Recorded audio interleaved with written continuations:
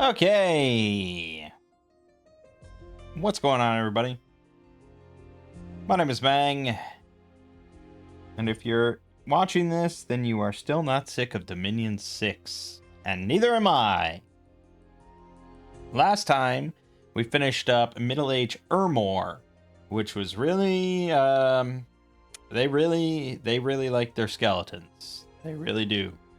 It was a pretty fun nation. We had another fun victory. It was all good.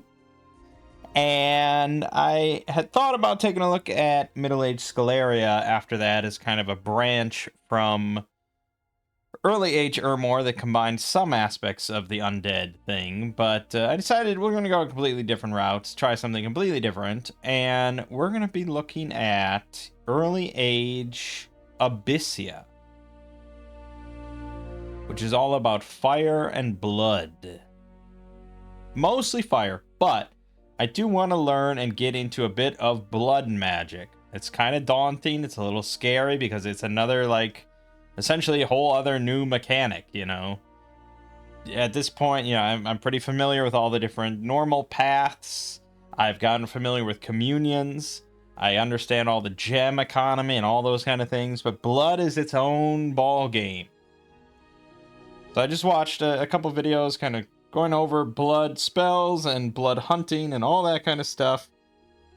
And I think Early Age Abysia is a good choice for us dipping our toes in because they are mostly a fire nation. They get a lot of fire magic, especially at the start in the early game. They're going to be a lot into fire. But later on, in the mid to late game, they're going to start getting a lot of blood communions, or what they call a blood Sabbath, or a Sabbath communion, which is, instead of having astral, they can just do blood communions. But they actually have a unit, I believe, that can do astral communions and have blood, which is kind of interesting.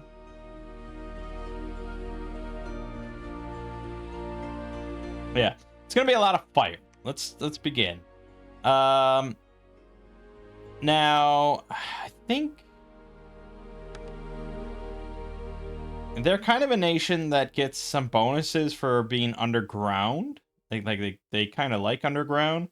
They get extra gold and resources from cave forts, and they all have dark vision. So they kind of like being underground, so I'd rather not play on a map that doesn't have an underground. So I think we'll do Bidden Deep. It's a pretty small map. I think we're going to do 4 nations for this one. But it will have an underground at least. We're going to do Bidden Deep. This is going to be Mangg's LP's 9. Our 9th recorded playthrough. Early Ages. And we're going to drop down to 4. Difficult AI. Eventually I'll bump it up to Mighty, but I know that I'm not ever going to go past Mighty. The difficult's fine enough for me. I'm fine with the way it is. And Abysia is what we're picking. Alright, so Abysia is a hot wasteland, at the center of which lies a great volcano whose lava-lit caverns are inhabited by magma-born humanoids. Their flesh radiates heat, and they are not harmed by flames. Abyssians are stronger than humans and use very heavy armor and weaponry. Bows are not used, as they would burn to cinders in the glowing hands of the Abyssians. The war machine of Abysia also includes salamanders, lizard-like beings composed of the same hot lava-born flesh as the Abyssians. The Anointed of Rua and the Anathemant priests of the Flame Cult practice blood sacrifice to strengthen the power of the Awakening God. The Warlocks of the Smolder Cone, a newly formed magical order, practice blood magic and search for suitable blood slaves in conquered lands. Abyssians prefer to live in extremely hot places. They do not farm or hunt for a living, so their income and supplies are not affected by the growth or death scale of a province. However, population will still die slowly in Abysia-controlled provinces with death scales. Okay. So, they are a race of fiery humanoids. They radiate heat, all of them. And they have very high innate fire resistance. Just looking at their regular infantry, 25 fire resistance and heat aura of 3. They also have dark vision, 50, and wasteland survival. Also, we can see just based on their lowest of the infantry, pretty high resource costs, and that's because they're wearing plate armor, giving them protection, body 18, head 16. On the basic lowest level infantry is pretty obscene in the early age. They also are wielding battle axes, attack 11, 25 damage, so they're big fucking brutes. But they have pretty low defense, pretty low combat speed, and yeah, I mean, above average morale, above average magic resistance, 15 hit points is pretty good. Certainly pretty scary in the early game, at least against independents and stuff. These are stats you might see on, like, you know, the highest end infantry in a nation. Like, let me just check real quick. Let me just check Ulm in the Middle Age just to see what their regular troops have. So the regular infantry of Ulm in Middle Age has 19 protection, 7 defense, has a battle axe. That does 16 damage. And they have 12 health, 9 magic resistance, 10 morale, 29 resource cost. So basically, these guys are already better in a lot of ways than Ulm's infantry in the Middle Age. The lower end stuff, at least. But yeah, okay. Pretty great. So yeah, they all radiate heat. They all have very high fire resistance. They prefer a heat scale of +3, which is, well, it's fucking hot. They all have wasteland survival. Their death and growth scales have half of the standard effect on income and population growth and no effect on supplies. Okay, that means that we're definitely not going to take any growth scales for sure, because it's really a pretty low effect. You can take death scales, and we do get a death limit of +1, so we could go all the way down to death 3. But the problem with that is that it is going to hurt our population growth and things like that. And, you know, we are going to be doing blood hunting and stuff, which also hurts your population. So we'll see. Military, very heavy infantry, no missile weapons, and salamanders. So if we look at the higher end, the tower shield guys, 17 protection still, so they're wearing same armor across the board, but these guys do get the tower shield, bumping their defense up to 10. Not spectacular when the unshielded guys have 7, but it is a difference, and shields also have a much greater impact when discussing archers and ranged attacks. Ranged attacks don't work against defense, which I didn't realize. The game doesn't ever explain that to you.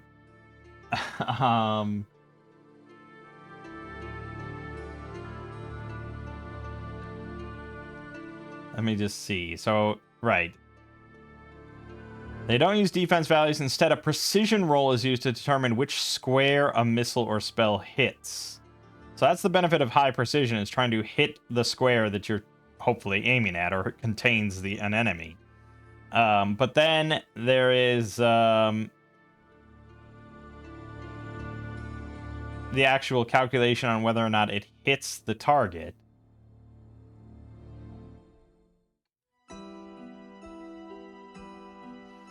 That's sort of static.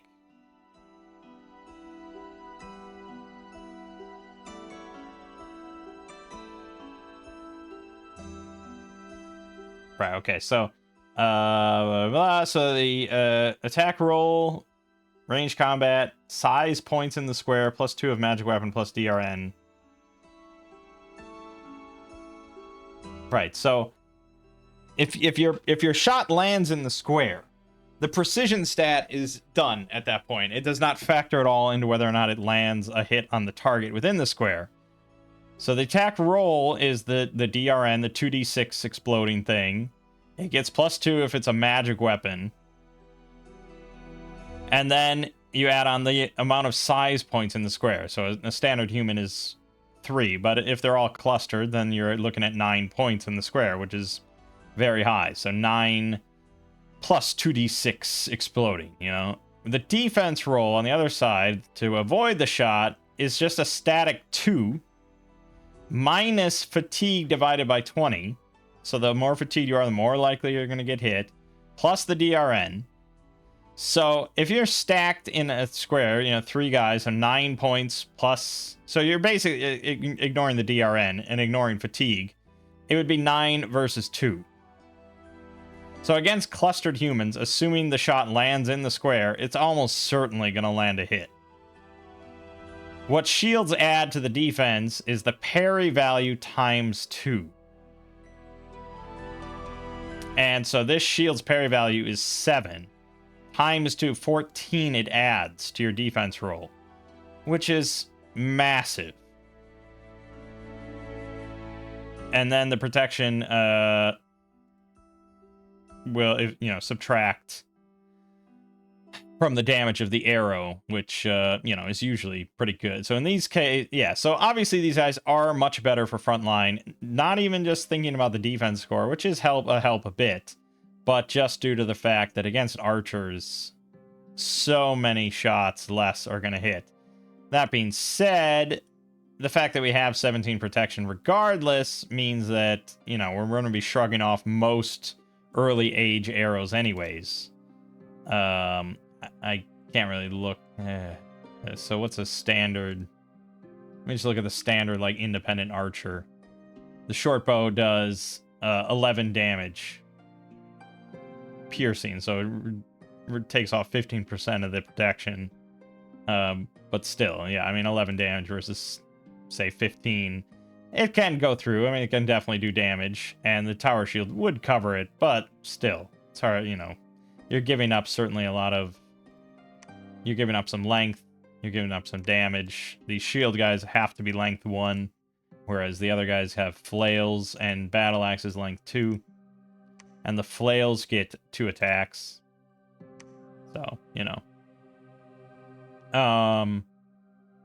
So they have no missile weapons, no archers of any kind. We can recruit independent archers, like the one I just talked about. You can just grab archers off most provinces. But the problem with independence in this nation is, of course, the heat aura. Every unit you have is going to be radiating heat. Less of a problem for your archers. They're going to sit in the back. But it's something to note. So what exactly does the heat aura do? Let me Google it, because the in-game explanation is basically nothing.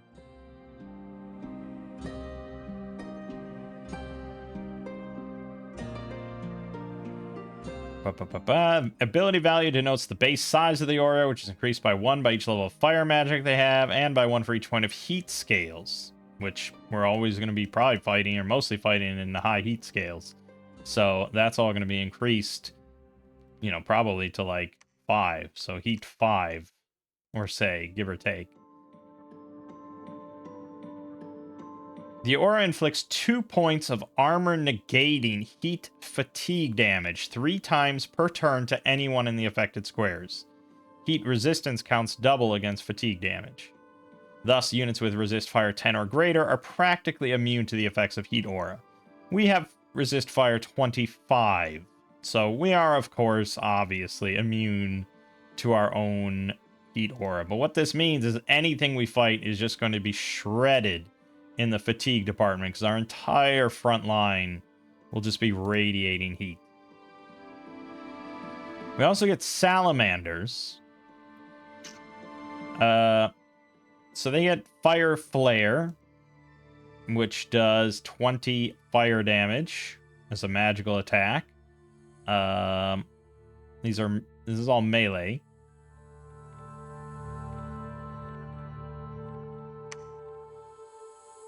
It has area effect 1.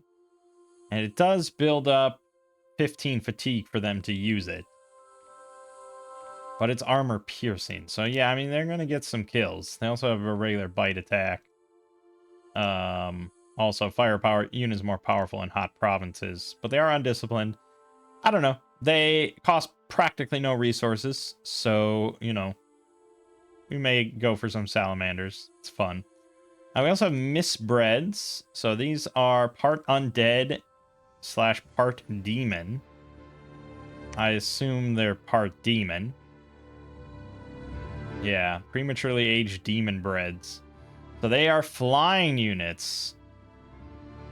Which flying units with 27 damage battle axe means that they will utterly destroy any weak little mages or things like that. Having just like 5 of these in our armies is going to do some wonders. They must be led by a mage or commander with undead leadership. And then Burning One. This is our sacred unit. So, Heat 6. Fire Shield. So anything striking them will take 8 armor-piercing fire damage. They're Berserkers. They get Firepower 1. Ambidextrous 2. They're bad formation fighters. So they technically count as size 6. Which means that 2 of them can't really stand next to each other in a square. So you can fill it with other stuff. And they have dual wielding 22 damage Morning Stars with 18 protection, 13 magic resistance, 15 morale, only 3 defense, of course, 23 hit points, but with a good bless. Jesus. Okay. Our magic: fire, blood, astral, and some earth. So we have our basic priest and spellcaster, 2 fire mage. So our lowest level mage is level 2 fire. That gives you an indicator of how fire intensive this is going to be. They are also grand communicants for big ass fire rituals if we want. Anathemat dragon, level 3 fire, level 2 priest, and level 1 earth mage too for some magma shit. They are old, however, which is annoying. That. Demon Bread. Not a mage, but this goes with the other guys. Blind, double poison daggers. Assassin. Ooh, we get to do some fun assassination shit. And this guy seems nasty for that purpose. So we'll definitely kit out one of these. Warlock Apprentice. This gets into blood now. Level 1 blood mage. It's not super impressive, but I will tell you that there are a lot of pretty decent blood spells that only require 1. So, not the end of the world, but mostly we'll be using these guys for blood hunting. And it tells you that they carry out the task of collecting young virgins for their master's sacrifices. So that's mostly what they're going to be doing. Then the actual warlock, level 2 blood mage, level 1 astral, and then a 10% chance for fire, earth, astral, or blood. So it's going to be pretty slim, but, you know, if we can pick up fire or earth, they could do some pretty nice communions. But otherwise, they can just do a lot of blood communions, blood and astral communions. They are adept crossbreeders. Cause more subjects to survive the crossbreeding ritual, and there will also be an increased chance of getting extraordinary results. This bonus also helps with the infernal breeding ritual, but at a reduced level. Yeah, I don't know anything about that, but I assume that's all wrapped up in blood. Okay, and then finally, the Anointed of Rua. Level 4 Fire Mage, level 1 Earth, level 3 Priest. Fire shields, the whole 9 yards. So that means we have multiple level 3 priests, which is awesome. Okay. Yeah, our priest can perform blood sacrifices, which I don't know the actual mechanic on that. I only looked into blood magic. Blood sacrifice allows you to sacrifice blood slaves at temples in exchange for 1 temple check per slave. So a temple check allows you to spread your dominion. 1 blood slave per turn up to their holy level for blood sacrifice, in addition to any adept sacrifice value they might have. Okay, so we could have these guys sitting around sacrificing 3 virgins to our god every turn to get 3 more temple checks. Yeah.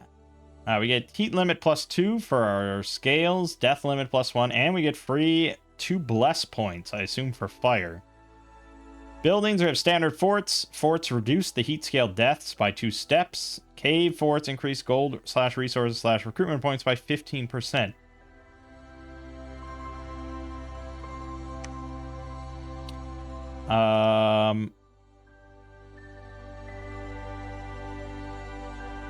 Okay, hold on.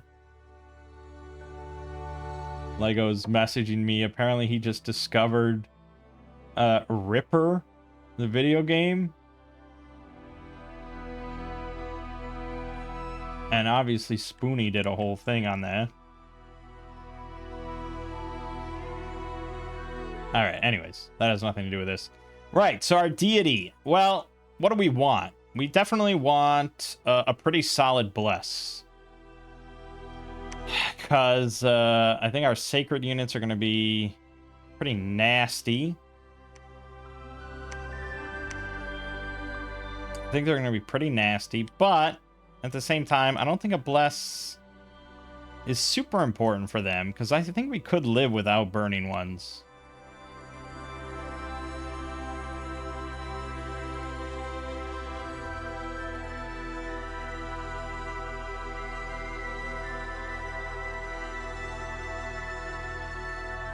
Let's just take a look at what is recommended. So, this guide has 3 sort of different recommendations. There's a super combatant. There's a great sage for a major bless. And then a rainbow mage.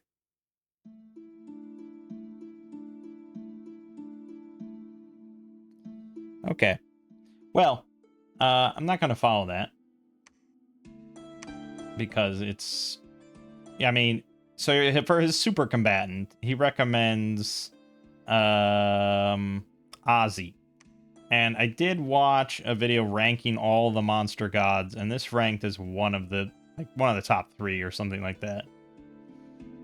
So, and it's pretty suiting, I think. This is like some horrible 3-headed fire dragon.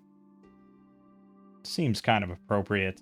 You get a turmoil limit +1, heat scale limit +1, death scale limit +1. Yep. Fear 10, fire resistant 15, so he can roll with our troops, and our troops can roll with him. He can shape change into a great warlock. Flying. He's got chaos power 2, unsurroundable, and dragon master for when summoning dragon-like creatures. He gets 3 bite attacks, dealing 27 magic damage, a claw attack for 25, a tail sweep, AoE 1 for 20 bludgeoning damage, and dragon fire, which has a range of his strength divided by 3, so like 8 squares. Adds a lingering cloud, 18 fire damage. Yeah, so he's pretty powerful. He does need sort of... Well, he doesn't need it, but... Yeah, like any sort of...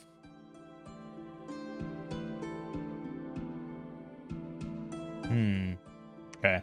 Well, yeah. So he comes in with fire and death, which is probably mostly what we already want. Probably would also want some blood. And yeah, we're going to be working on the scales. So we want heat 3. Any deviation from heat 3 gives us points because it's off of what we'd like it to be. Going up to growth 4, or heat 4, actually lowers your growth pretty significantly because that starts to just kill off people. We do have the thing where forts reduce the heat scale deaths by 2 steps. So we could go to heat 4 and not lose population in our forts. But, you know, it is what it is. So I think again, let's just look at our costs. So our basic guy, 20 gold, 26 resources, is kind of heavy on resources. And I think so we're going to go for productivity, but we don't really need that much gold. Guys are fairly cheap. 20 gold kind of across the board. Salamanders are 50. Our basic fire mages, 245, 365. Oh, the apprentices are only 75, so these will be kind of our research monkeys in the early days just because they're so fucking cheap. So I would say, yeah, in the early days, we don't really need that much money. So we can go down all the way to Turmoil 3. Doesn't affect income that much. You're talking about 3% for an extra 40 design points. And we're going to want it if we go for productivity 2. Then we can go into death as well. But like I said, I don't think we want to hurt our growth too much when considering that we're going to be blood hunting and stuff. But I'd rather take death than misfortune. I really hate misfortune. I just feel like we're not going to have enough points.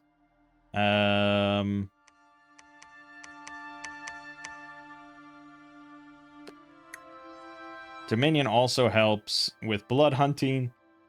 I think to prevent like your blood hunters from being attacked by the local populace constantly. But all right, let's figure out our bless. So these are our 3 classes, our 3 paths. Blood Surge, I know for a fact, is one of the most popular. Practically everyone takes Blood Surge, and it is pretty good. Anytime one of your sacred units kills someone, for a few rounds, they get +3 attack, +3 strength, +1 defense, +1 reinvigoration. As long as it's not an inanimate unit. It's pretty great. I think we probably want to take that no matter what. Beyond that, I see that the guy does recommend Awe, but I think that's under Glamour now, so we don't have that available to us. Also recommends 2 Undead Command. And that's kind of interesting, because I don't have really any death mages. I don't have any death mages, so it would entirely be the Misbreads, which are great, but I don't think I need to take it twice. I'll take it once. Because otherwise there's very little undead leadership going on. Whereas if I want 50 of these Misbreads, this is the best way to get it. So I agree with that decision. Then recommends 2 Undying. 2 Undying?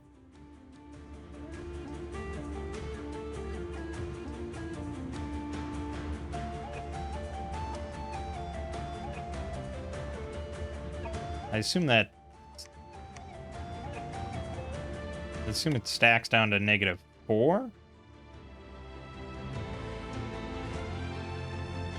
Let me just check the abbreviations. Yeah, Undying. So I assume that stacks down to -4, so they don't die.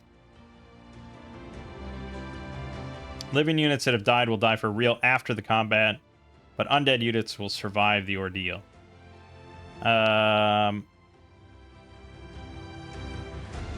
Also, battery low on my headphones. I don't know. How good is Undying? I mean, I guess it helped. you know, you're gonna lose the troop no matter what. They just get to survive the rest of the battle and continue to help. I suppose it has some benefit compared to just having +1 HP. But instead I could take... I don't know what else I would take, really. Attack skill, I suppose.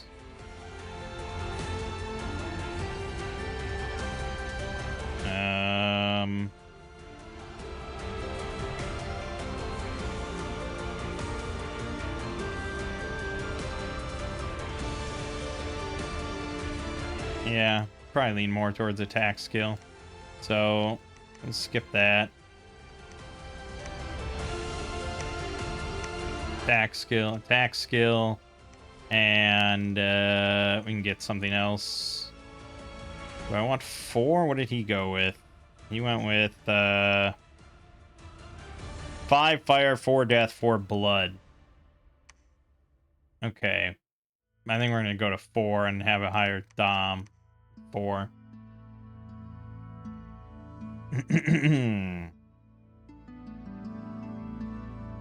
Yeah. Okay. And then I could take a 3rd attack skill.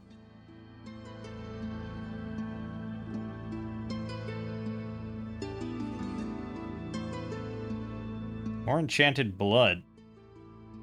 Regenerate half an HP each round and get +1 magic resistance.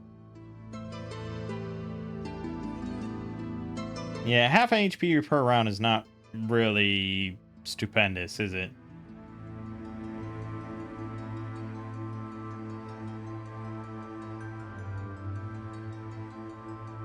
There's also Righteous Wrath.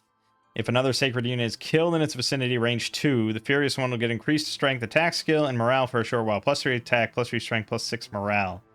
So instead of taking that, we could take Righteous Wrath. Okay. I'm probably on board with that. Now the problem is, he didn't really get much benefit out of this. He doesn't benefit from Righteous Wrath, really. I mean, like, as a solo. So, yeah. I mean, Blood Search does help him, but will he survive? Also, that reset everything. Will he survive? I mean, this is basically what it gave him in this guide, except for Awe.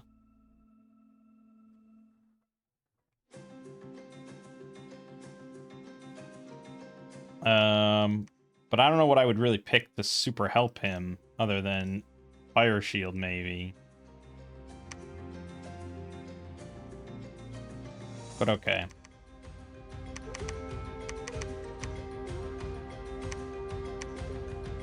Yeah, we'll go with that.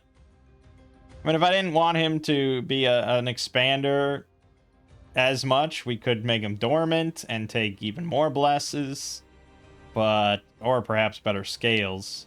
But I think we'll go with this. It's always nice to just have your god. Chakshne. All praise Chakshne. We're going to go with the usual, even though it often pisses me off. All things standard.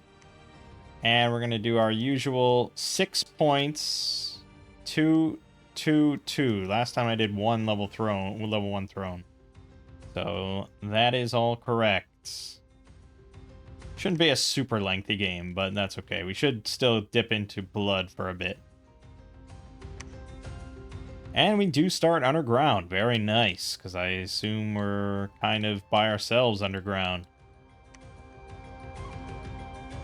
And we don't know what it looks like up there. Okay, let's set him on research. Let's talk about research. Blood magic has its own thing that we have never gone into at all. So this is all the blood spells you get. And you see that there are some cross paths, and those are the really good ones. Like Bind Archdevil or something like that. Infernal Forces summons 40 imps. Summons a devil, 18 devils and 40 imps. Yeah, anyways.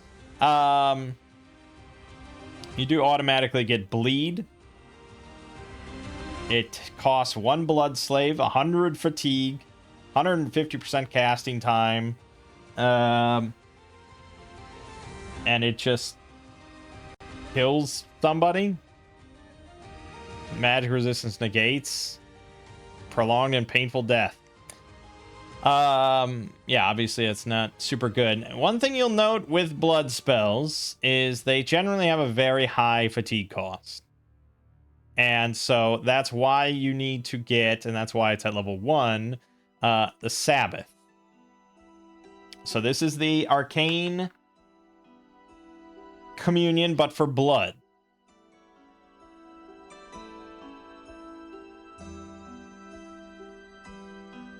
So it boosts magic levels just like Arcane Communion does. But obviously you have to be a blood mage to do it. So all of our blood mages can do this. And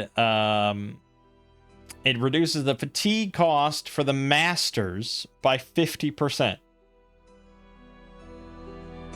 Which is pretty massive when you also consider that it spreads the fatigue out through all the slaves. It, however, increases the slave fatigue by 20%. Which means you're going to want a lot of slaves and then just a few masters. Because otherwise they're going to be dying off left and right. So that's very important. But we're not really going to get into blood for a while. Because fire is going to be more our bread and butter in the early game. And honestly, we don't ever have to get into blood. The reason why it's recommended to get blood later on is because in the early game, you're mostly against independents and stuff. Or against other players that haven't quite researched all the anti-fire shit. But then in the mid to late game, all the other players are going to be casting like rain and fire wards and all that. And we don't really have anything besides fire when it comes to elements and sorcery and stuff. And that's why we transition to blood, because that's a lot harder to fend off than just pure fire. For us, we could just use fire forever. But I do want to... The whole reason I picked this was to get into blood. So we'll do that eventually. In the early game, though, we want to research some stuff that's going to help with fire. And there's a couple things that we want to take a look at. So under Evocation, we do at level 5 get a special spell, the Liquid Flames of Ruach. Level 3 fire, level 1 earth. So our big spellcaster, it's obviously made for them. 75% casting time, range 30 plus, area effect 1, so it's not super big area on the main spell. Only 20 fatigue though, and 24 plus armor piercing damage, fire damage, which is pretty good. Yeah, pretty good.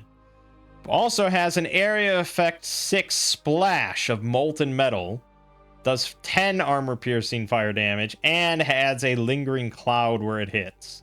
So we will want to be raining this down across the entire armies for some pretty easy victory, especially because we don't give a shit about friendly fire with stuff like this. We have fire resistance 25 on everybody, so this will not even tickle us. So Evocation 5 is going to be pretty big eventually. There's also Enchantment. Is that Enchantment 5, we get Inner Furnace. The entire battlefield, every single one of our units has their heat effect increased. I don't remember how much it's increased. Let me double check this. Yeah, Abysia, blah, blah, blah. Increases all of our heat infantries by 3. Our heat auras by 3.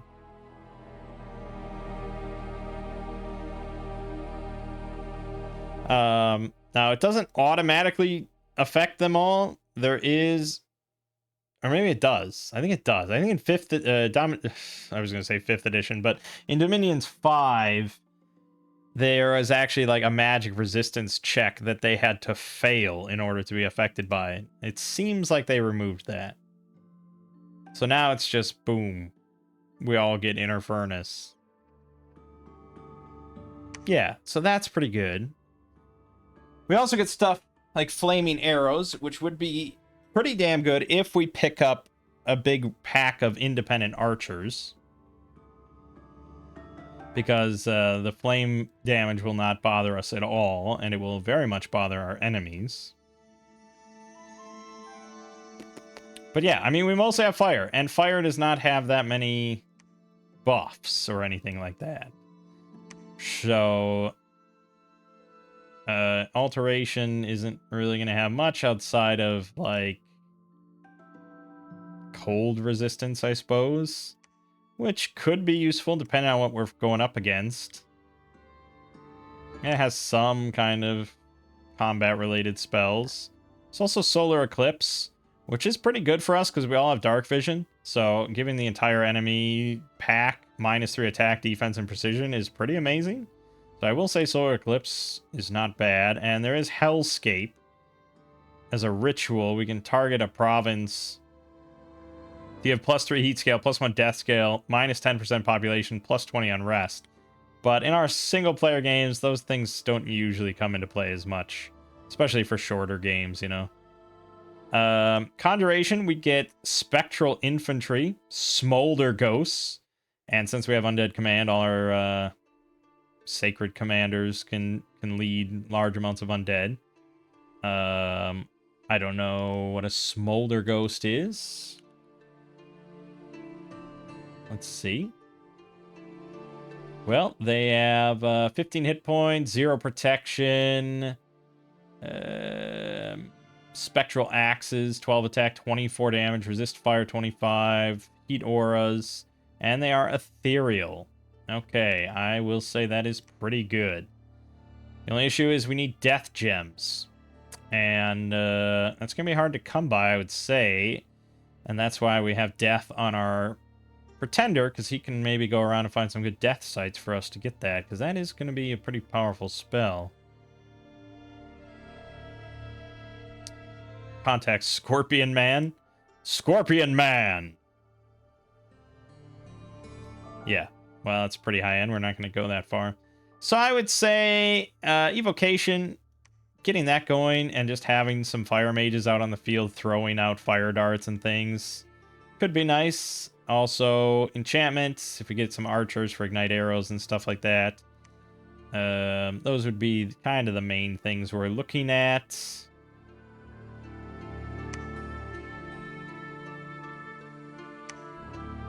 Yeah, I would say for now, the enchantment and evocation are the big ones. But construction, as always, has some fun items for us. We do have that assassin that we could kit out with some stuff.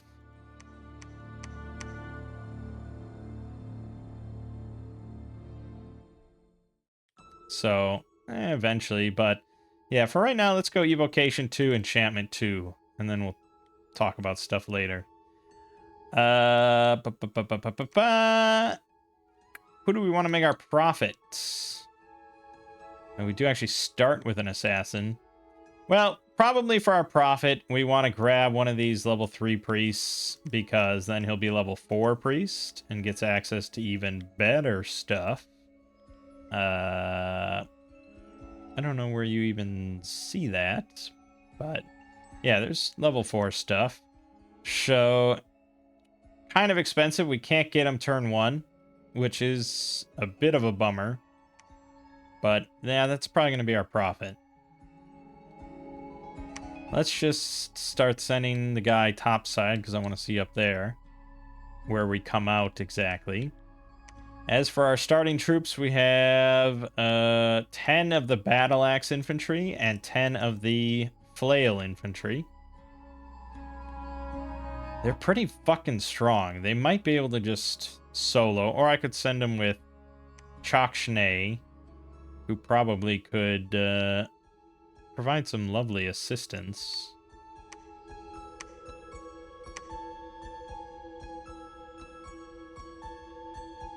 Yeah, alright, we'll send them together.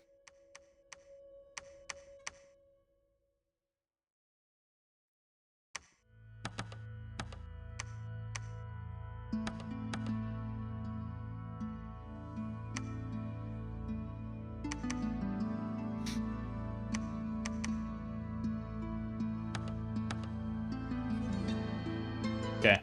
And we'll send him into the underworld. Sight unseen. What could possibly go wrong? Could bid on Obscuro, the Hidden Master, who I think does come with... I thought he does come with units, but maybe I'm wrong. They're just hidden, but maybe I'm incorrect. Well then, as far as recruitments, we don't want to spend too much money. We want to afford this guy next turn. And we'll get at least... We'll have at least 1,000. So don't spend much more than a few hundred. But our guys are pretty cheap, as we said. Can't imagine not taking some misbreads.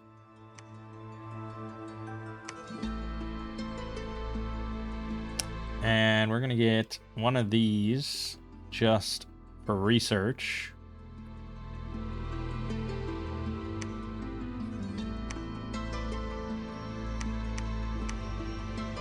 And then we also have our big sacred units. They're more expensive, though.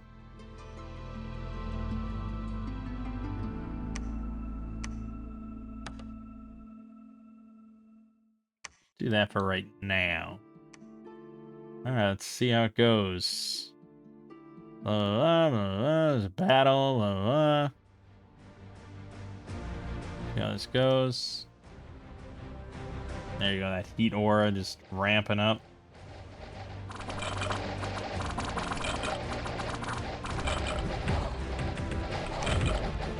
Okay, probably waited a little too long for him to come in, but boom, flame breath. Boom, flame breath. Boom, flame breath. Alright, now he is at half health. And we got routed. Okay, yeah. Not really an awake expander without some sort of good bless. Shit. So, yeah, we didn't get it. We lost most of our infantry. Pretty bad. But we immediately got a warlock at our gates. Jeez, level 3 fire, level 2 astral, level 4 blood. Not bad. So yeah, I mean, he was just getting pummeled, right? And part of that is that the underground is actually contains tougher enemies, by and large. So if we look at these Kynocephalian warriors, for example, let's take a look. They have 20 hit points, 8 protection, 13 morale. They have javelins, 16 damage, stone spears, 16 damage, length 3, bites. They also bite for 16 damage, attack 12. They have dark vision. They have berserker. Yeah, I mean, that's fairly painful. And then there's also the hunters with their bows that do 13 damage.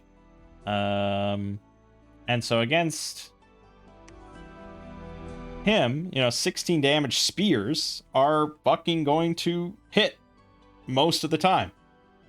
And he only has 137 hit points. So, yeah, he doesn't really have much to survive with, unfortunately, until I get some spells going. And we did pick up Evocation 2, so he could cast... Not there. He could cast something. Flare.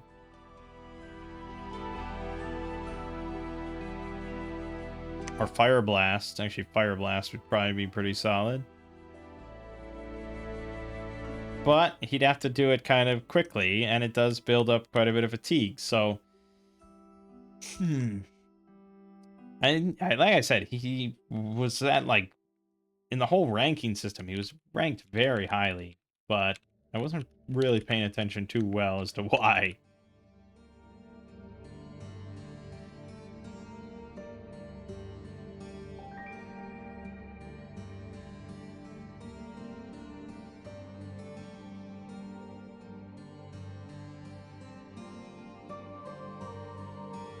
Oh, gets Deathfire, which lets it cast Soul Vortex plus Phoenix Pyre.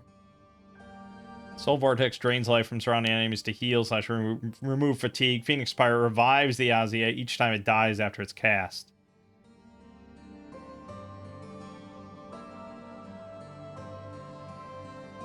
Hmm.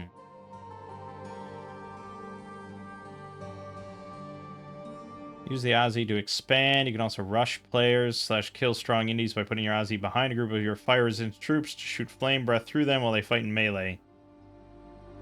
Yeah, I think I waited too long for him to move in. That was a bit too much. Honestly, he's just like hold and attack closest would have done fine. But now we... Yeah, and he can lead these guys into battle. Got massive undead leadership.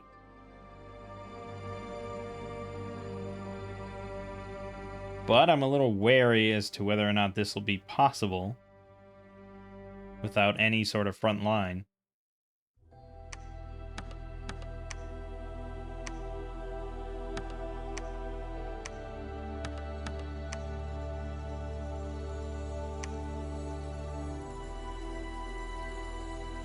I mean, they're still going to get shredded.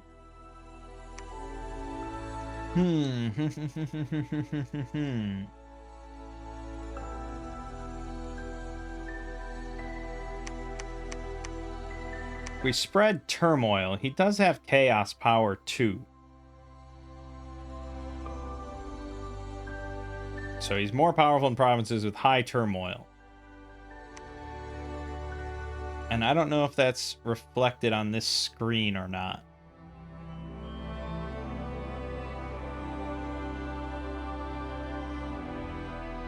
Let me try and see.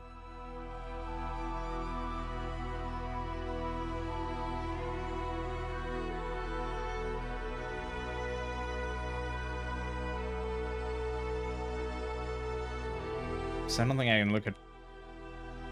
I don't think I can look at Pretender. Oh, there it is. So he normally has 15 attack, 9 defense. This is definitely... yeah, okay, there. Chaos power plus 6. So he's getting plus 6 to his defense, plus 6 to his attack skill. So that's why it's kind of insane. But he's still relatively fragile. I don't know. I mean, I guess we can. I'm willing to just like restart the game if he dies to this, because obviously we're still very much in the learning phase.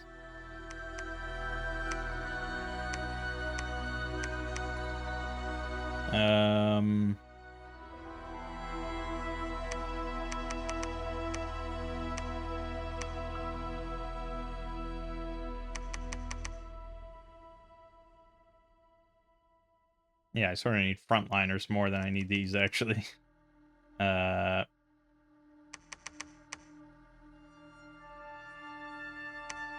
right. Let's give it a try. Actually, maybe we'd be better against the Bakemono shows and the Koonis. But I want revenge here, so we're going to do it.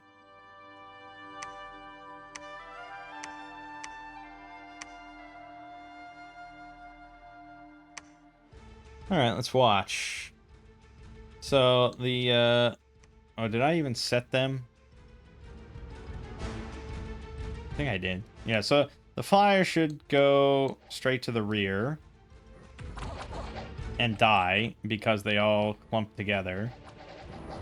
And then, yeah, then he blue chunks on single enemies. The hope was that the flyers would go back to this guy. There you go. That routed him. That's all that took. So the hope was the flyers would have just sniped that guy. But see, now we picked up a never healing wound. 20% reduction, which is pretty massive when you have 150.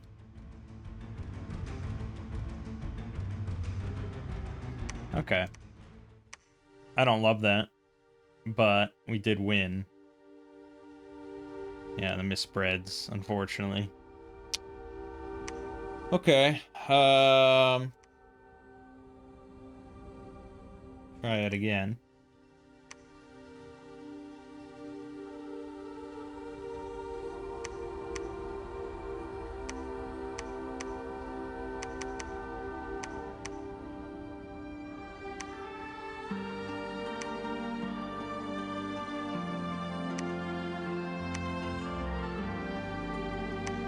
Supposed to go up.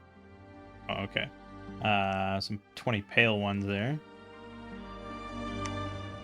I'm just waiting to see my guy die. That's what I'm waiting for. At least we'll be sticking together, although he's obviously a flyer and they're not flyers, so there's that. Again, he didn't fly to the... Oh, I haven't set on attack closest. I should have him on rear, probably. That would have solved some trouble. Thankfully, he routed them very quickly.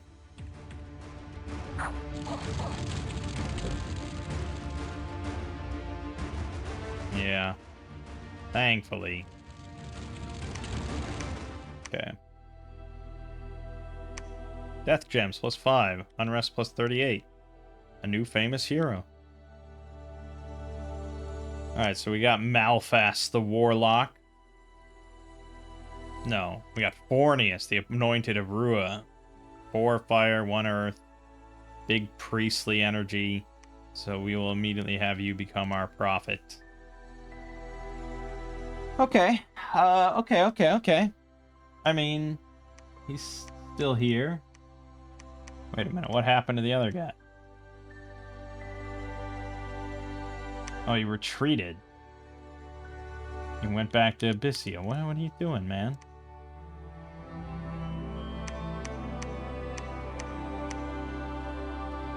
That's a little tougher, I'd say. Okay. We got no money. Don't recruit that guy. We want to get more warlock apprentices. Yeah, maybe alternate between like the salamanders and the apprentice. And then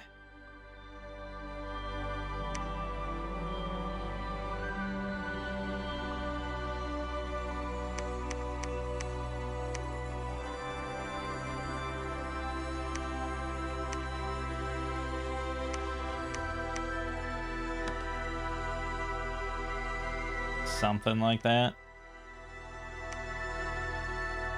Okay, well, 90 barbarians covering our exit. So keep that in mind.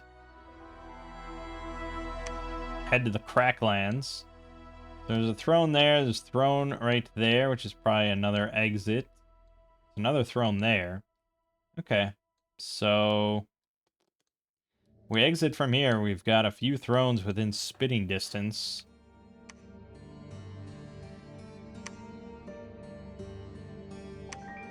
Misfortune +3 in the Yellow Caves. But we have our prophets. So he has a fanaticism. Entire battlefield gets +1 max morale bonus.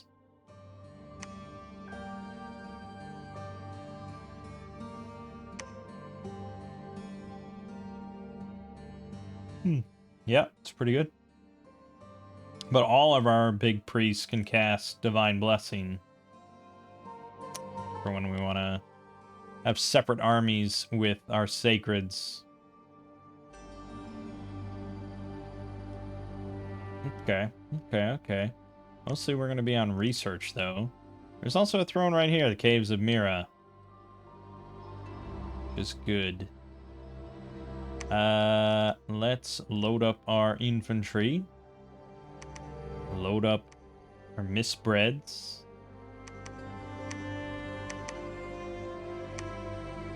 These guys are slow as shit.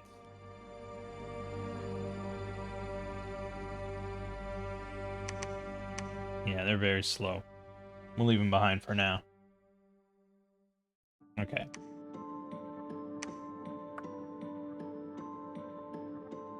Okay. Well, no, I'm going to have you hold.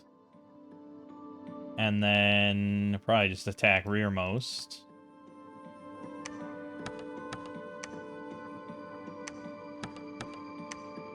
Really decimate his back line. Actually, you want to do this. We have no ranged, so by going much further back, we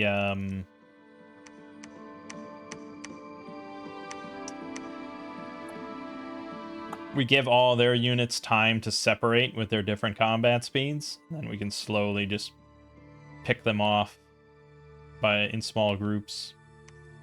All right, let's go to the Dreyer Caverns.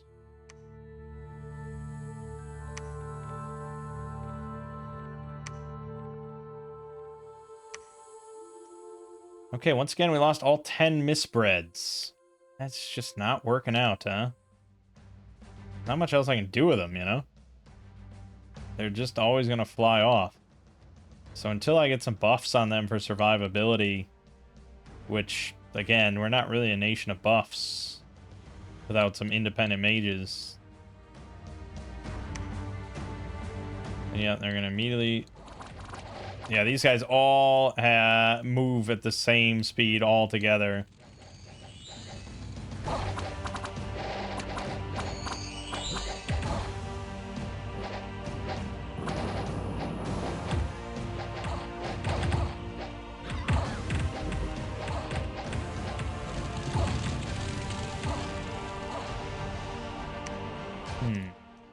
Not sure what to do with those.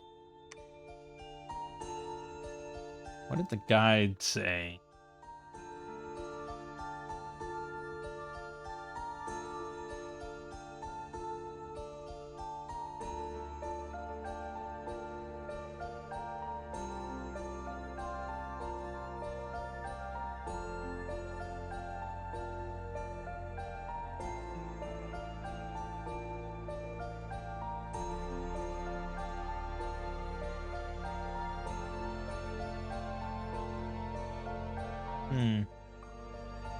Doesn't really mention them. I mean, I don't know if they must have been in Dominions 5. Yep, they were definitely in 5. So, just didn't mention them as being useful. Shame. I thought they'd be cooler. And I thought that was part of why we took Undead Command, but apparently not. They're just not that. They just don't have any survivability. I mean, flyers, I would say, generally don't, right?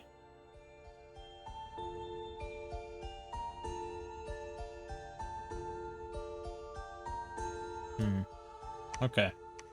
Famine has struck in the Yellow Caves. Unrest and death. Misfortune. Yellow Caves getting just hammered. Okay. So in that case...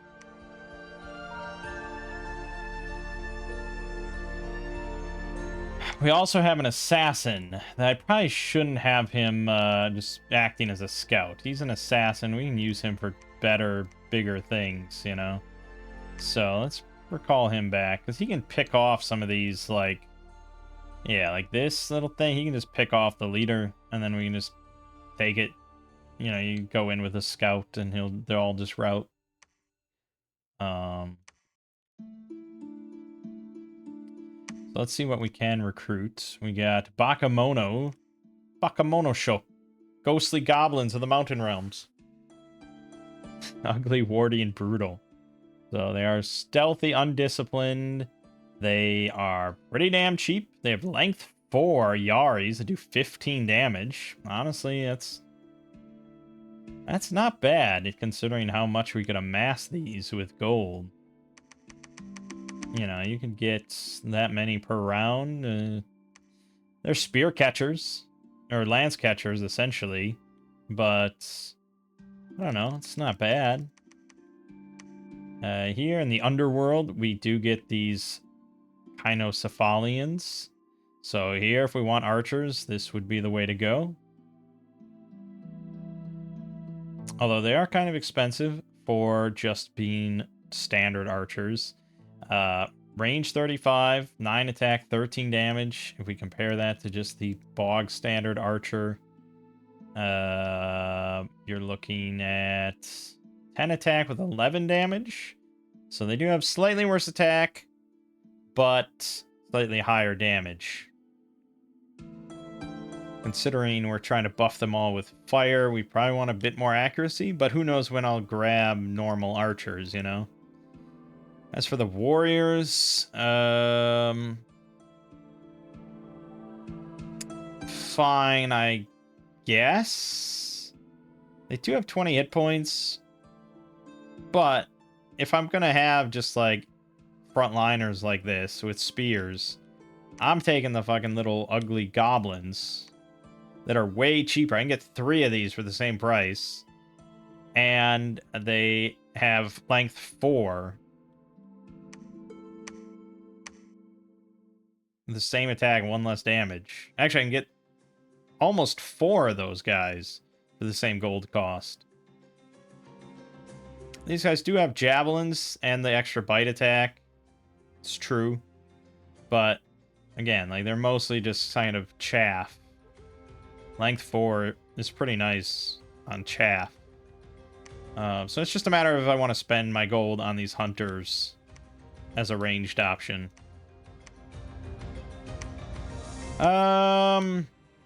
Probably not just yet, because I don't have much gold to speak of. But I think we're going to nix these misbreads. And he recommends...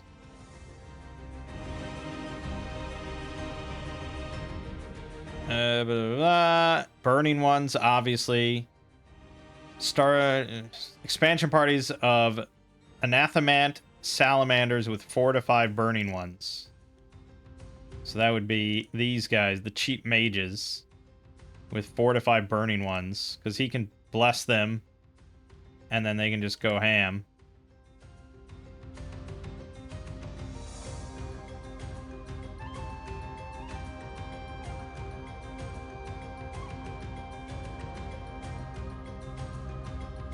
Says, with your research, aim for Conjuration 3, Thaumaturgy 1, Construction 4, Blood 3, Enchantment 4. Yeah, so we do want some Conjuration. We also want to start finding magic sites. Do I want shields or not shields?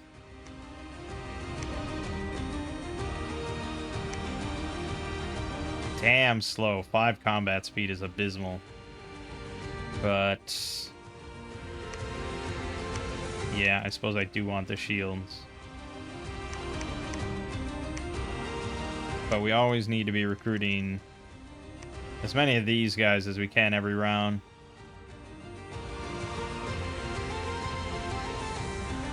It's also the salamander. It's pretty high in gold costs. So I think we'll stick with this setup for the time being. And we're going to want to get another fort or 2 down here. So we might just start trying to accumulate money. I think we can handle Zots pretty easily. So we'll just go in with that.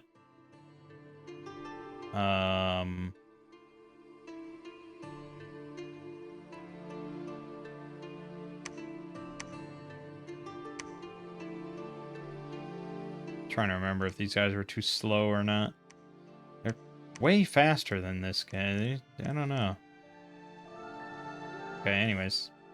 That's everything. And then, yeah, Conjuration. Thaumaturgy 1. Gives us the Arcane Communion, I suppose. Also gives Brighten for Aziz if he wants. I think we'll go Conjuration, though. Yeah, okay. Alright, I like watching these battles, because I really feel like my dragon could just die at any moment. There's the Aziz. Just instantly got shredded. The Zots just instantly shredded. No problem there. Minion -2 and Abysia. Misfortune. There's so many bad things. I don't even have Misfortune as a scale. Shades and Shade Beasts. A shade, huh? So they are obviously ethereal. They steal strength. So weakens a target. But he obviously has loads of magical attacks. We do have Fire Shield, which I imagine will fuck up Shades. Our actual infantry is just gonna be fodder. So I could leave them behind. But we're gonna do it. This is a crystal cave. Has many magic sites. Probably build a fort there, I suppose. All right. Yes.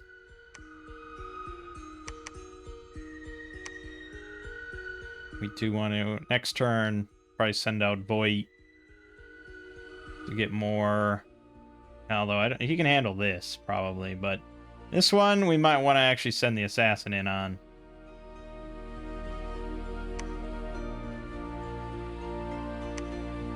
All right, we lost both of the burning ones and 4 infantry, but we did kill it along with a Shade Lord and with a Rod of Death.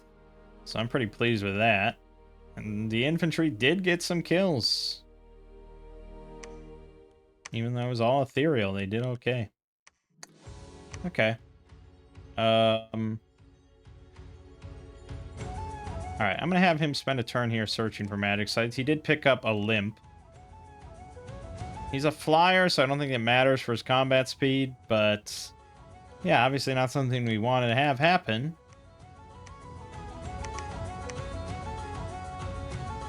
Alright, Voight. Although they are lava-born, I imagine that's not too good for fire magic and stuff. Resist fire 25. 13 protection, 24 damage on the battle axe. They're basically my infantry.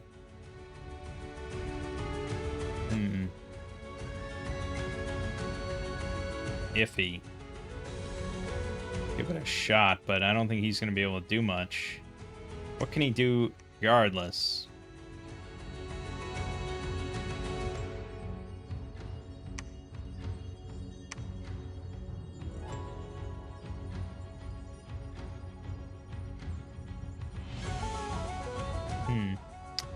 Well, with the blessing,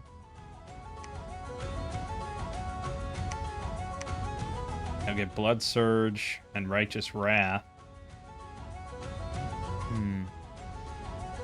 Still don't think that's doable with that view. But I might be able to do the pale ones. So, alright, let's move over here instead. Where the hell is my... Okay, he's coming in. I mean, he probably could assassinate the Barbarian Chief. Although he dies in 1 hit. So... it's hard to say. Defense is really not phenomenal.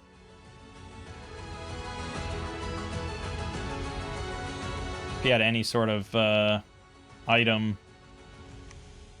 give him just a little bit more survivability, but we gotta get our construction going on for that. Alright. Alright. Alright.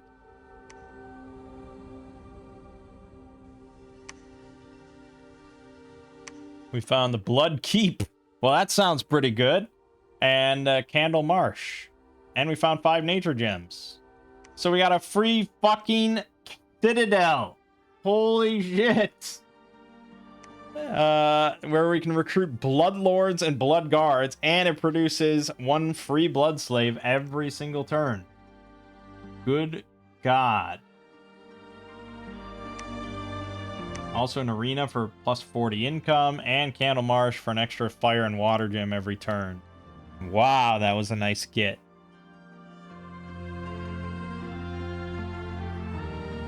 That was a very nice get.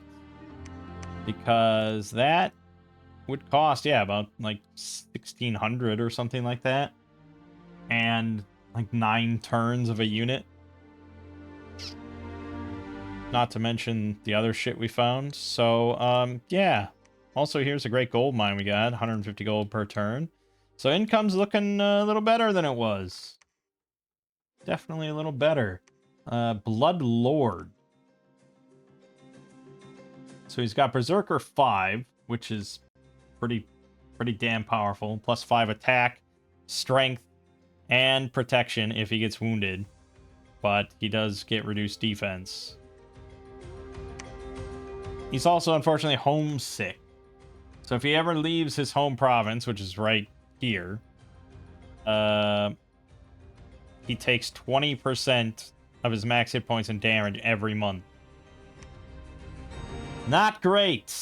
Unfortunately, not great at all. They need the dark rituals of their home to survive. If they leave their home, they'll die within months. Okay. Also, Caveman Champion is pretty funny. 29 damage. And we got Blood Guards. Also homesick. Berserker 4. They are pretty great. Otherwise, 14 hit points, 17 protection, 13 magic resistance, 17 morale. Nice kite shields. 18 damage on their short swords. But if they're berserk, then this bumps up to like 15 attack, 22 damage, 21 protection, although I think it's natural protection, so not quite. But still. Yeah, they're pretty awesome, but obviously they're just here to guard the place. So you can just make them to be defensible. Okay. Cool. Cool. Well, that solved a lot of problems for me, actually. And we can now start cranking out more troops here if we want.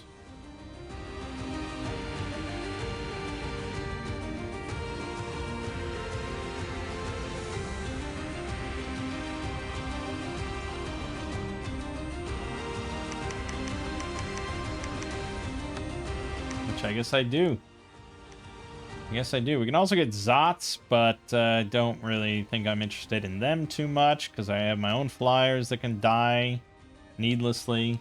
The only thing really would be if I want to start getting archers.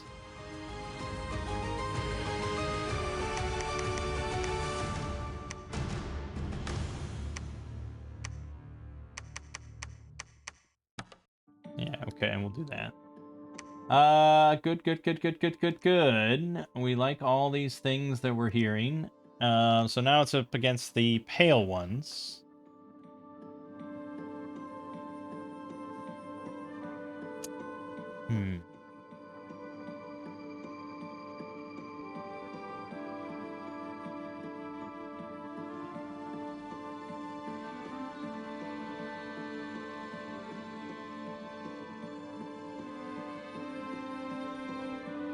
Yeah, okay. So, assassinations happen first. So we can actually have Duma try to assassinate the Pale One commander. And then we could just move them in afterwards.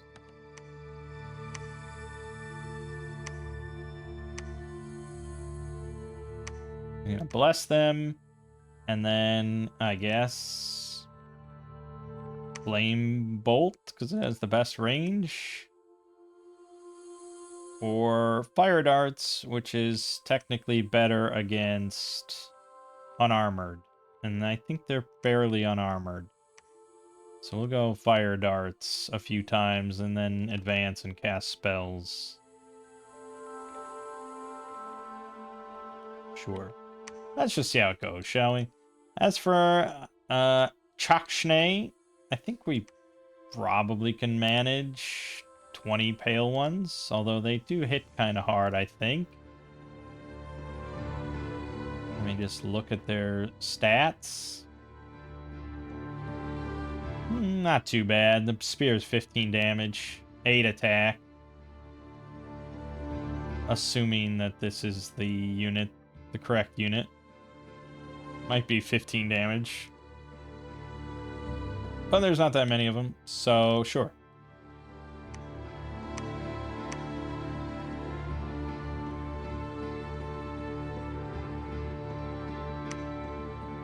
Okay.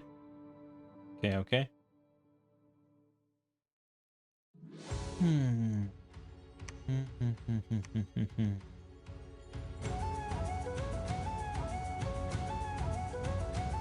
Yeah, we gotta get to the Cathedral of Rock.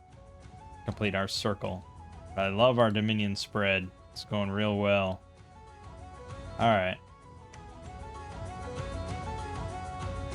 Duma tried to assassinate Two Spine, the Pale One commander. He succeeded. Including a secondary Pale One. Holy shit. I gotta watch this. Okay, they're just in a tavern. They're in a pub. Okay, so this is the regular goon.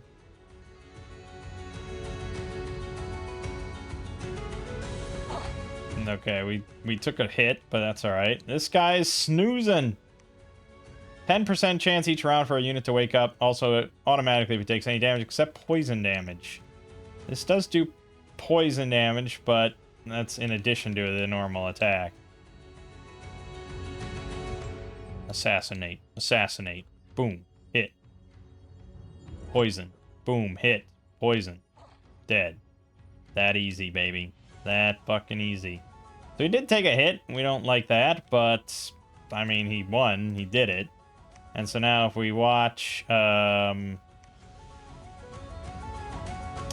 this. Oh no, this will be Ozzy. Whoops, whoops.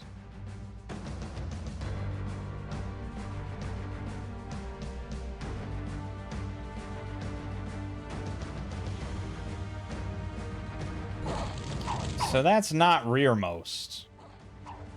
Let's be clear. I'm glad you instantly routed them. I like that.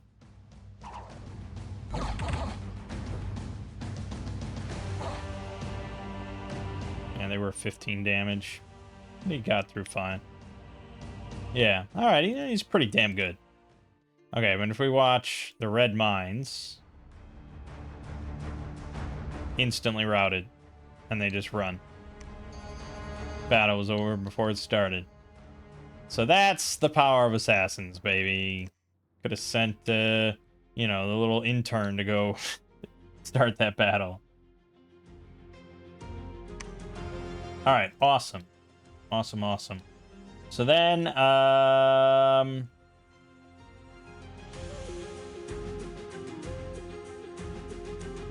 yeah, I mean, I guess we'll go... It's basically pointless against this, and I don't really feel comfortable with this. But maybe he can assassinate it. We'll see. As for here, we got the Basalt Wall, free Earth Gem per turn, and 60 resources. Nice. More fuel for the Blood Keep. This has 6,000. This has... Ooh, this is where we want a fort. Great population there. Shade Beasts, and a Fiend of Darkness. You don't scare me. Okay, and then once we get this, then I'm going to start having him just go around and look at all the magic sites. Then we can be a little comfortable where we're at.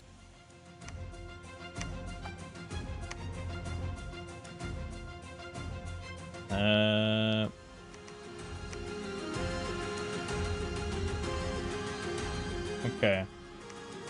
Yeah, I think we're doing reasonably well. It's nice being down here in the underground. Alright, lost 8 more infantry, but we did kill another Shade Lord and a Fiend of Darkness. Nasty little flyer. Dark power, magic, dual magic attacks, 13 attack. That guy's nasty, but a Z is nastier. Okay, that leaves this battle. So why don't we just have you for the moment search for sites. We're waiting for the assassin to come in.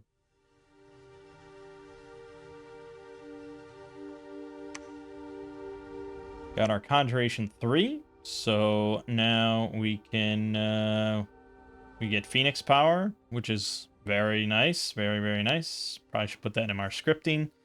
And we can bind Scorpion Beasts.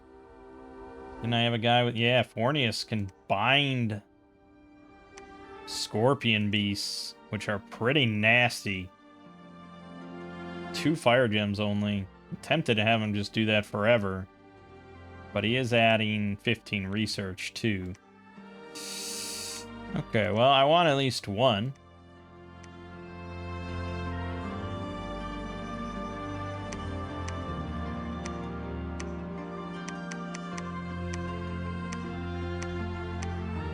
Also, fire elementals are going to be very nice for us. So we're going to want fire in a jar to give everyone, basically every one of my mages, a free fire gem every battle.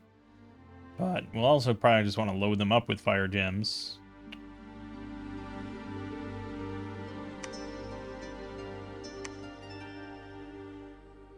Okay.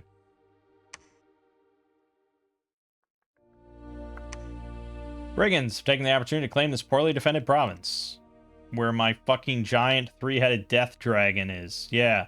Very wise decision. Who led this fucking charge, man? Good God. What were you thinking?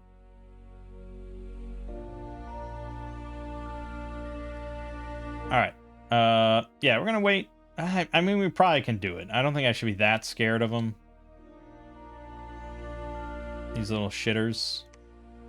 But I really don't want him to die, because he can find so many magic sites for us. I don't really want him to die, so we'll be a little patient. And we're gonna send in the spy first, the assassin. Why don't you give me another scorpion beast? You can research for the moment. Well, I could perform a blood sacrifice while we're here.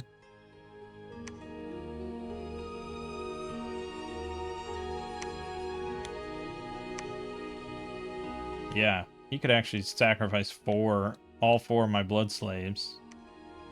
But I'd rather do the research, so.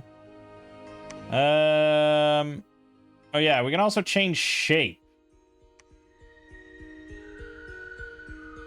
So if we change shape, which doesn't cost a turn, we can become the Great Warlock.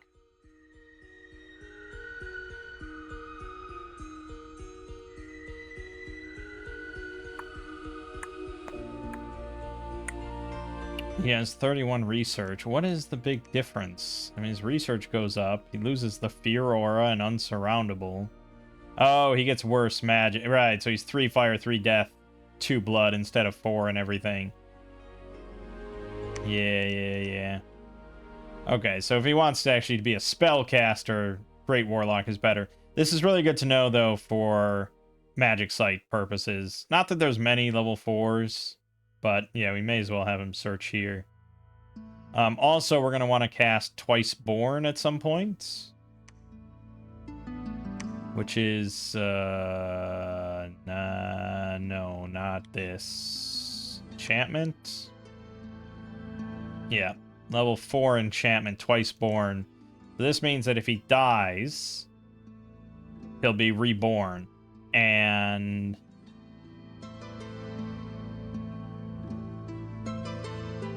oh, no, I think they changed that. I think they changed that to Pretender Gods.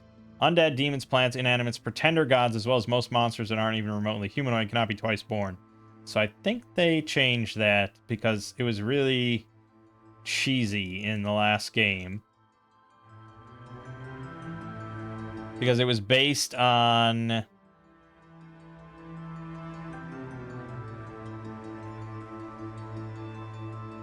the price that you paid.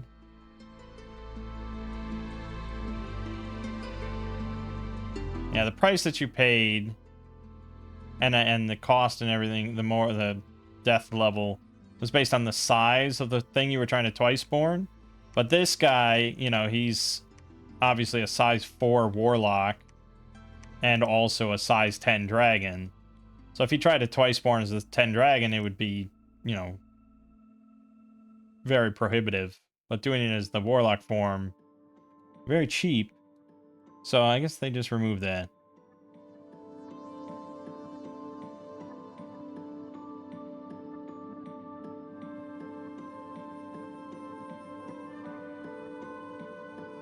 Yeah. I mean, yeah. Right. So Toysporn doesn't have any value for our nation. Okay. So then you're really not doing much. I mean, I am going to build a palisade here, but not yet. I guess I could build a lab, but we'll wait. So just patrol for the moment. Alrighty then. Dormant Gods are awakening. Umbor, Dominion -2. And we got Kurzal the Extinguished One. The Ever-Burning, Anointed of Ruah. We get more crazy high-end mages. Look at this. Level 3 Earth. That's great. The level 3, that means that he can make Earth boots and shit for us. Damn! And he can make black steel. It's pretty good. It's pretty damn good. We'll probably also want to, you know what? I'm not even gonna fuck around. Just go find magic sites. There's probably loads of Earth gem shit down here. Okay, so now we're going to have you back on research. We're gonna give you Scorpion Beasts. Yeah, that didn't. Okay, yeah. They're undisciplined, so we'll just throw them in the back. I assume they're reasonably fast. Yeah, we'll put them back there. And then we send you, not you, you in. You are assassinating the commander, and you're going in. Okay, job done. Let's watch the assassination. Oh, catching him asleep again. Look at this jabroni. 16 hit points, 8 protection, 0 defense. This is going to be a bloodbath. Boom. Poison. Boom. Dead. That's how easy that is. I assume they had more than one commander, but still, that was their mage, right?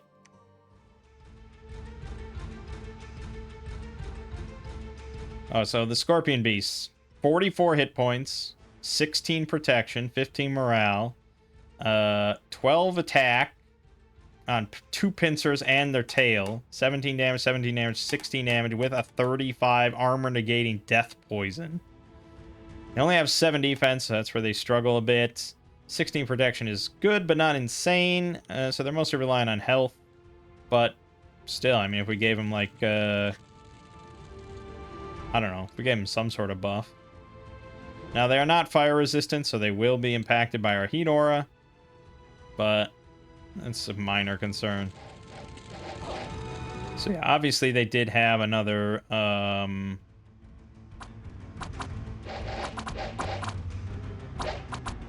my mage die? I feel like the mage caught an arrow. I think that's exactly what happened.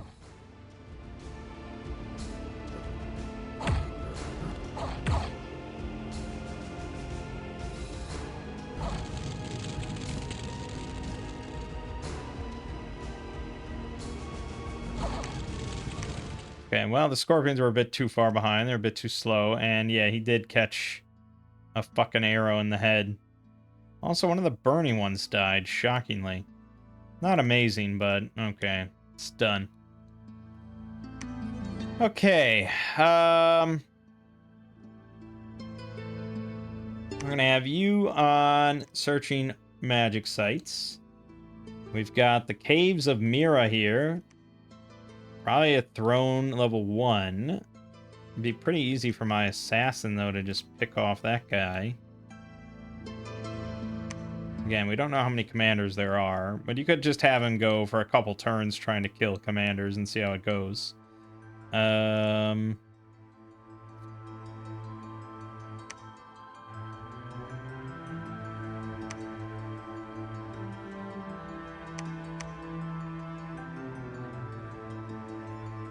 think I'm going to need a proper commander now.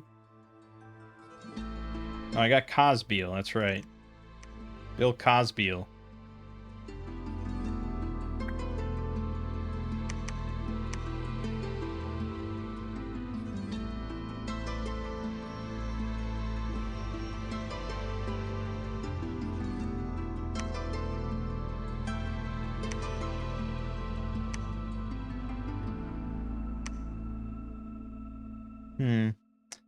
I also have my prophet, who has the big... But, yeah, I mean, yeah. Okay. I'm gonna send one of these little weenie blood mages. Actually, no, that's a... Just keep researching. I can just make a guy here. Caveman champion. He'll build an entire fort with his bare hands. So Cosbeal, and I'll grab another... Nah, the Fire Mage is basically pointless for this fight. But these specific, the Lavaborns. Fire doesn't do anything.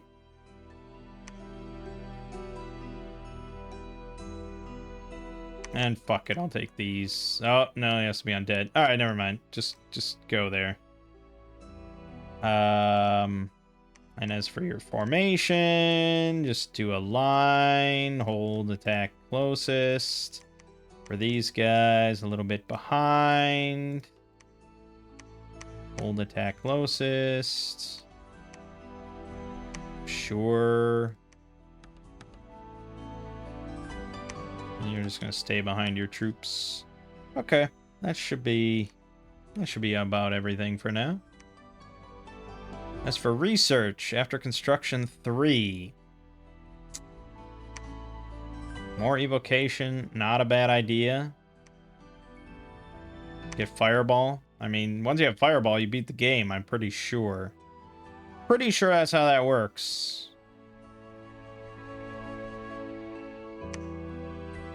We wanted more buffs for Aziz. For Ozzy, Chakshne. He technically doesn't have fire shield, right? So that would be this.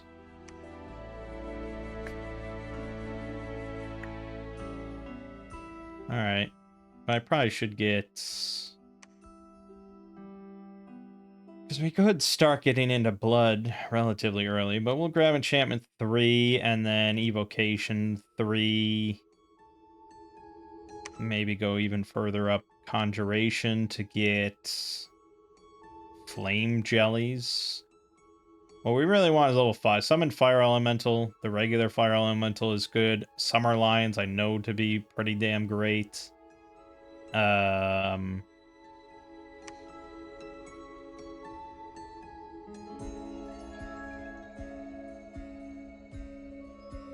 at least 5. Go to 5, so that'll be pretty good. Also, is construction 3? That is the fire in a jar. Okay, then I'm pretty happy with that. Alright. We found an ancient tomb. We found a magic site in Abysia. We've stirred a volcano. Okay, we lost 1,100 people, but we got a volcano. Volcano. Increases heat by a maximum of 1. Produces 3 fire gems per... We're making 10 fire gems a turn already. Good God. Yeah, we can just have an army of, like... I don't know, what am I going to be able to make for, like, 2 fire... Well, lesser fire... I know that's in combat. Yeah, fire drakes. Or flame jellies. This summons 10 plus flame jellies. I don't know how good they are. I don't know if anyone's commented on that. Flame jellies.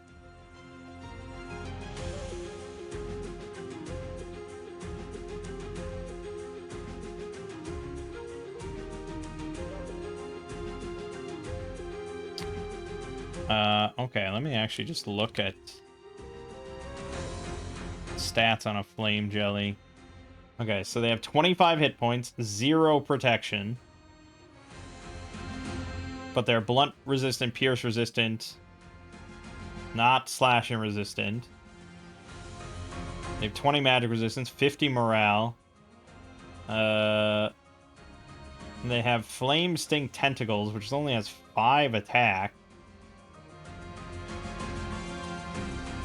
But they have a Heat Aura, 15 fire resistance, and a Fire Shield. Even underwater, they have a Fire Shield. Okay. So that's just spreading Fire Shield everywhere. I don't know. I don't know if they're amazing.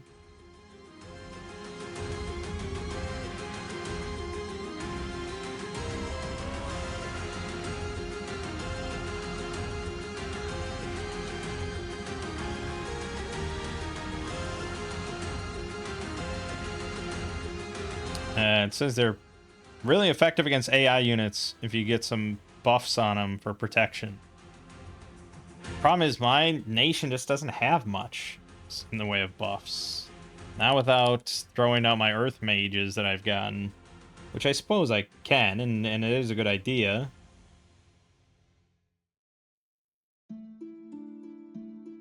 But I might rather just go with the Fire Drake, which has 28 hit points, 10 protection, 7 defense. It has Drake Fire, range 6, a bite for 17 damage. They have 15 fire resistance. This bonus fire magic 50%. I don't know what that means. But yeah, it's probably a bit more reliable of just a unit to throw in there with the Drake Fire everywhere. If we have just 100 of those or something. But this only summons 1 Fire Drake. This summons 10 of those things with Fire Shield. So, you know. And the Fire Shield, yeah, they're going to die. But they'll take a lot with them. And you can just mass these things. That's about all I can get out of 2 fire. You know, if we get up to 3, then you can just summon Summer Lions. Which is probably what I want instead. Especially because these guys can do... this is only global spells, not rituals. So, yeah, without some sort of fire booster... of which I really need to just memorize... what all the booster items are. Because that would help quite a bit.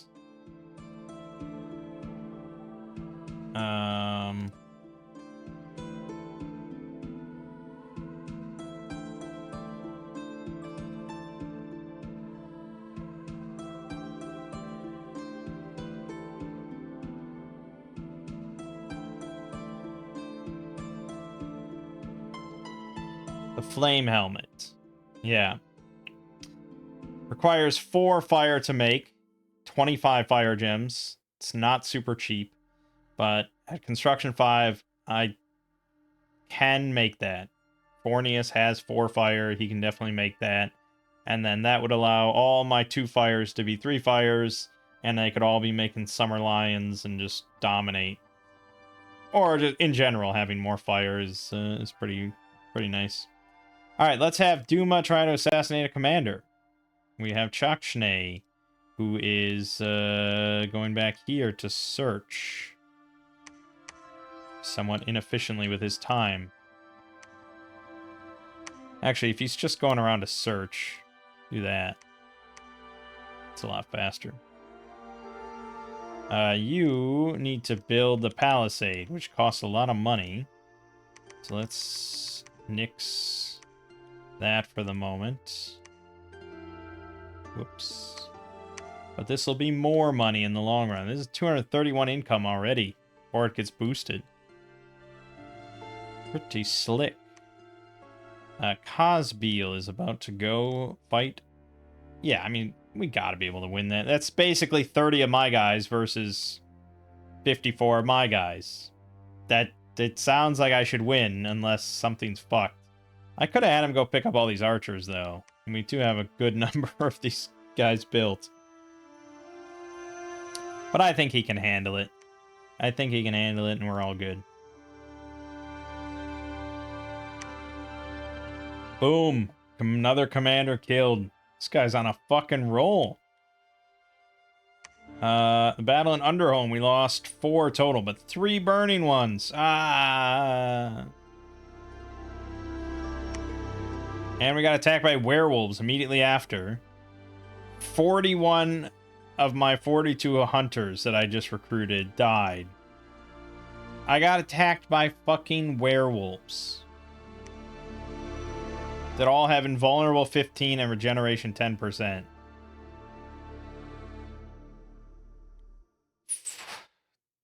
"23 werewolves. So now we lost that province. Great. Well, shit.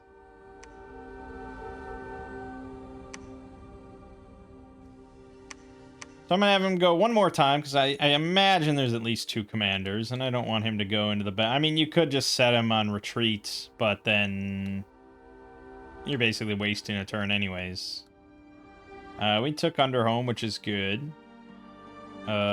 This is another cave forest, so we probably want another fort here for income purposes. Can I afford another fort at this point?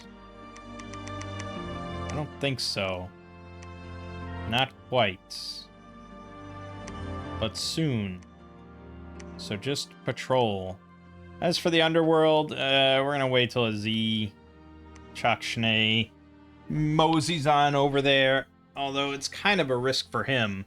We'll probably throw a bunch of mages in there. Just have my whole mage army go in there to launch fireballs. Search for magic sites. Keep researching. Go, go, go. We found nothing. No enemy commander to assassinate. That's exactly the words that I want to hear. Ready for the easiest throne cap of all time? And why don't we have Fornius make his way over there? So we found nothing here, so we're going to continue on to Umbor. And you will now build a palisade for me.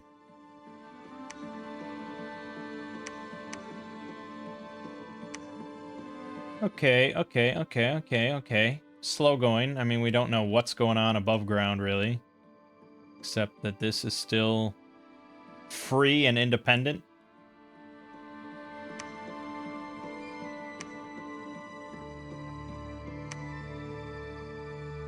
Yep, there you go. The lamest battle summary screen of all time. But all you need to know is that it's been conquered by our forces. That's an amazing mechanic. And he also immediately found some gems.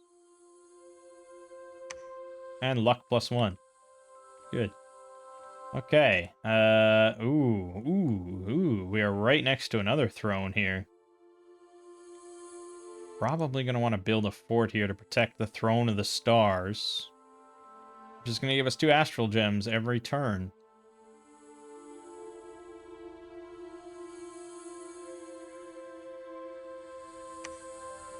Crystal Cave. Alright.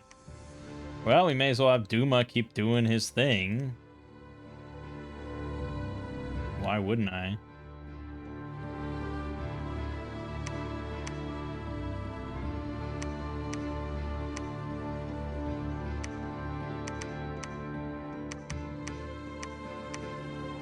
Yeah. Good. And research is pumping along. Probably should get a lab in the Iron Caverns, actually, to make more mages. Because we like the mages. Also, I have 80 units in this garrison. So the Warlord can handle 100. I think this is our standard commander.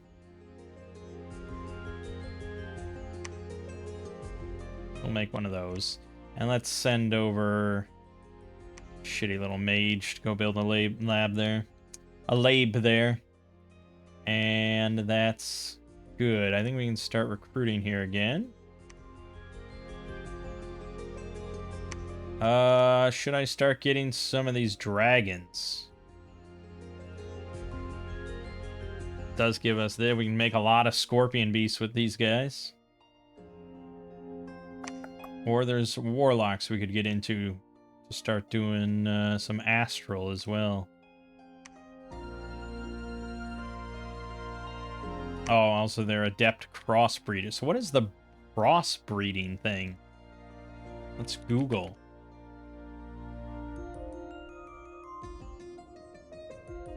Breeding. Adept infernal. So they're blood rituals. Right, I have to go into blood.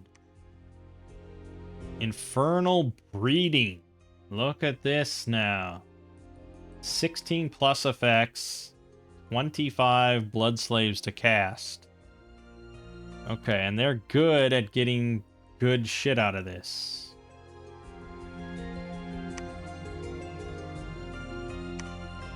Adept Crossbreeder 8. Cause more subjects to survive the ritual, and there'll also be an increased chance of getting extraordinary results. Also helps with the Infernal Breeding Ritual, but at a reduced level. Okay. Well, I already got one of these, and I don't know how much of this blood sacrifice stuff I'm going to do. Okay, so blood hunting. Any unit can do it. Any commander can do it. They don't have to have blood levels, but there's a base success chance of 10 plus your blood level times 30. So a guy with no blood magic will have a 10% chance of success.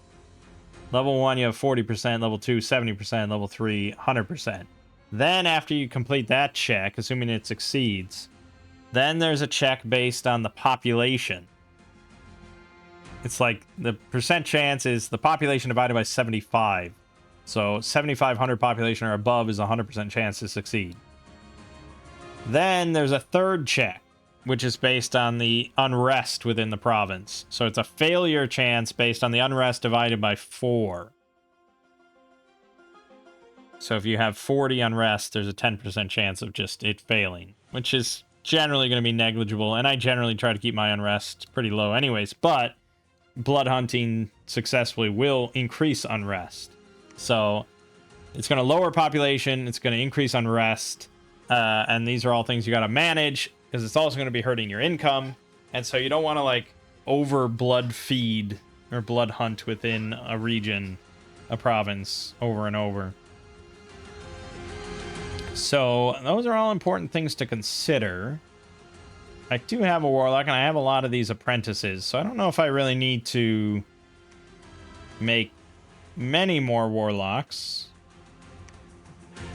I could get another anointed out, but mostly I'm pretty pleased with the... Alright, I guess for now, until I remember again, let's just make the dragons. And that's fine. Although we are up to construction 3 now, so I can make fire in a jar. But it's just really important to get research flowing a lot. So, let's just keep going. We found a Well of Darkness. I like that. I hope that's death related. We had Unrest +5, Growth, Magic +1, Unrest increase worldwide. Probably should think about PD at some point. Especially here at the very least. Get some PD on there. But no, let's make the sacrifice and bump everything up to 11. The bare minimum, well, 10 is, but to reduce unrest every month, it's worth the sacrifice.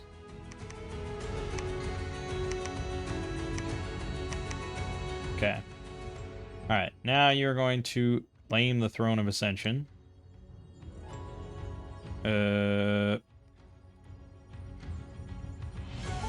don't you go ahead and build a lab here right now? Chuck Schnee, go there. You are going to swoop up these 89 units. And why don't you start taking care of some of this shit? Duma is going to assassinate a commander. And I think we're pretty good.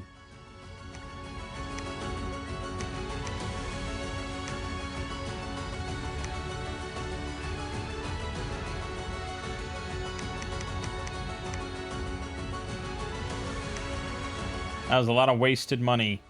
Losing 40 of those fucking hunters. That was like 900 gold. I think I'm happy about that.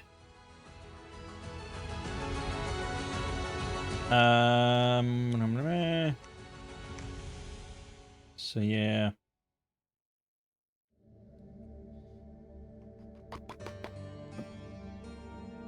Fuck it.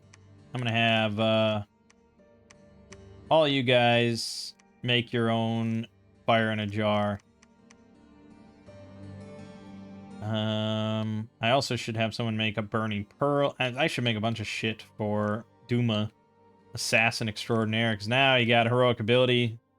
Increased magic resistance, I would say not the best thing you could have gotten. I would have loved quickness. But, you know, experience is good. Yeah, experience is good. Alright. Good. We claim the Throne of the Stars. He did kill a shaman. Perfect. Unrest. Uh-oh. There's a battle in Abysia. Okay, well, that was no problem. Luckily, they attacked my capital, where I do have good PD. Black dogs. Bay hounds. Get this nonsense out of my home. A lot of unrest. Okay. I'm gonna search for magic sites. And then next turn, all you guys will be going into battle. Throwing fireballs.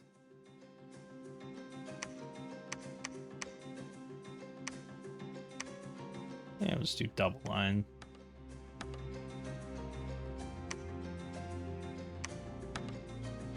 Good enough for this. Okay, we got the palisade built. We may as well upgrade straight to a 600 gold.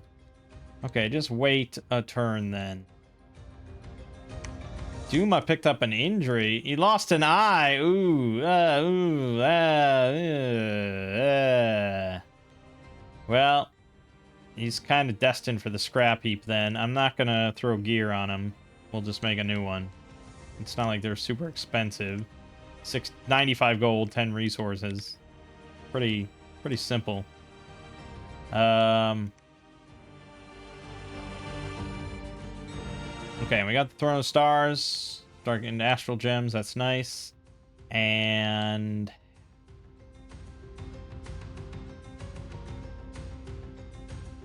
I should get a lab built on the Caverns of Neck. But in 2 months, I'm going to need... Yeah, I just want to get these things upgraded. I want the most money I can get out of these places. Money is good.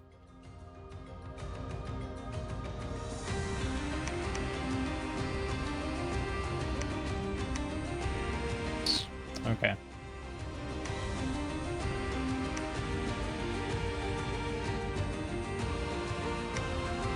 There you go. He died. He did actually kill him because he poisoned him.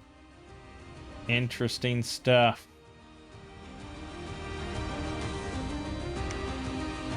And we obviously swept through the pale ones, no problem.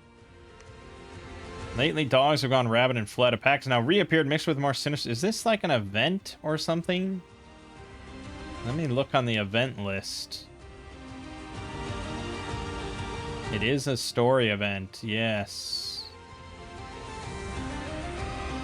Well, no, I don't think it's a... Well, it's a story event, but I don't know if it's...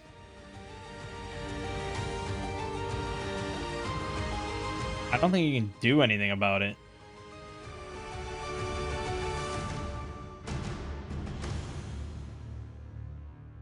I think it might be connected to the werewolf thing until we deal with that.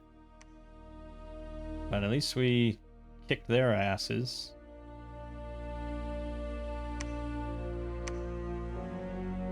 Fucking hell.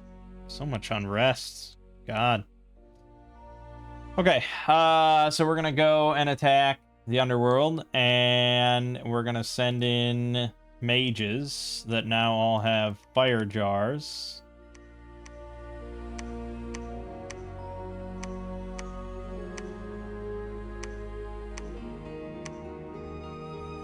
They're all gonna go in, and let's see, what can they cast? Summon Lesser Fire Elemental. That ought to fucking do it.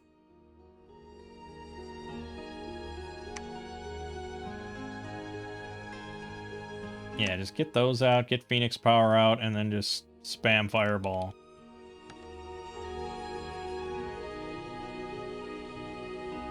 That'll do it. Chechne. Honestly, I'm not sure. I don't really want to... Why don't we have you hold just like one more turn after that?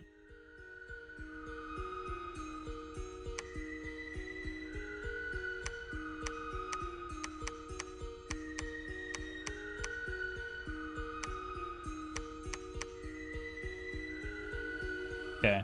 Yeah, it's fine. You are here to build a lab, but I'm gonna hold off on that because I want to make sure I get fortresses built. Beck rides. Beck ride warriors, Beck ride hunters. What the fuck is a Beck ride?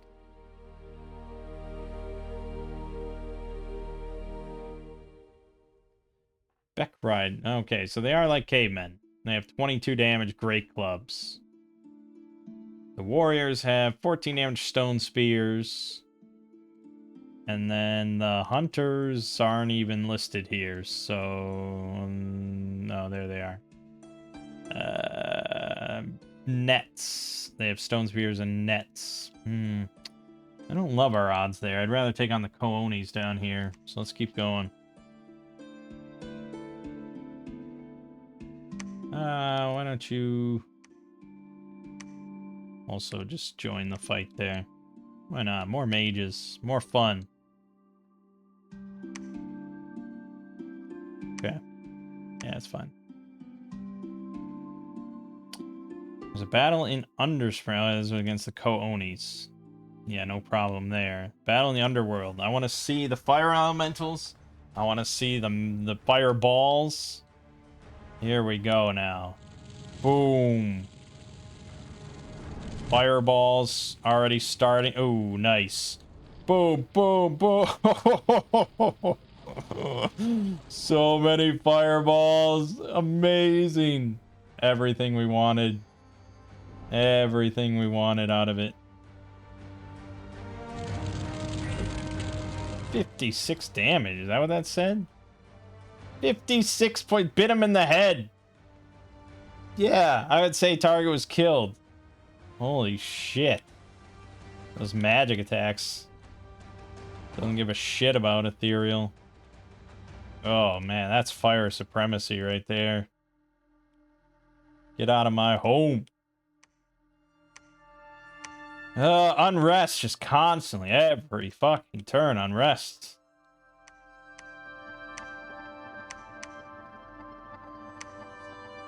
Annoying as hell. Alright, well, that was fun.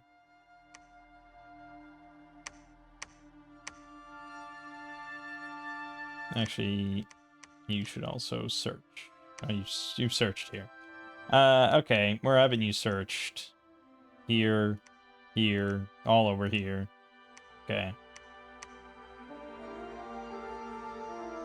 This got built, so now build a fortress. You're back on research. You're still waiting to build a lab. We're gonna go kill some lava-borns. Good. We're pretty close to having the entire underground of this map belong to us, which is nice. Not gonna complain.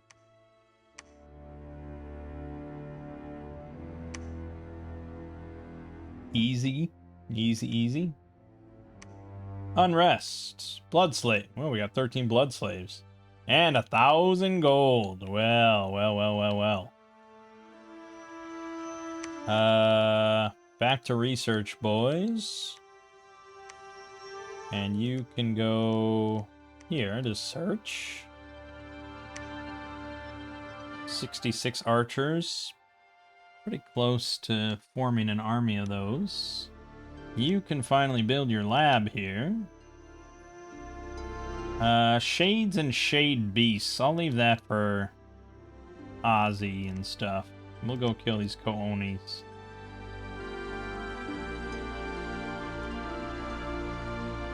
Okay. Yeah, the income is pretty solid now. I like this. 1,600 a turn. 2 years in.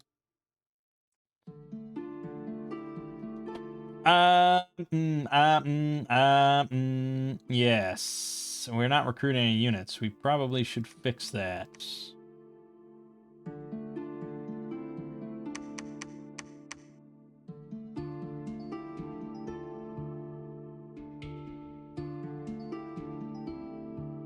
And let's get maybe, no, let's go for construction 5. Is that really...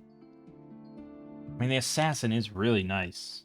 Be able to just knock it, and if we kit him out properly, seems kind of powerful. Like, you could even... I could spend some fire gems to, like, empower him in fire. And then you could just summon a fire elemental every time he goes to assassinate, which seems pretty good.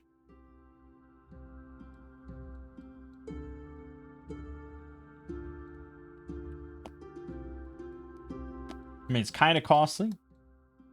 And if he dies, it's all for exactly nothing. But it is also kind of fun. Alright, we lost 4 infantry, but otherwise good. Unrest. Fortress in the Caverns of Neck. Search for magic sites. Now you can go back to researching. We will try to take on some Bekrids. You're on search. You can... Okay, that's it. That's all we get. Fortresses. I think that's fine. I'm going to send you to go pick up all these archers. You'll be in charge of them now. And let's bump everything back up to 11.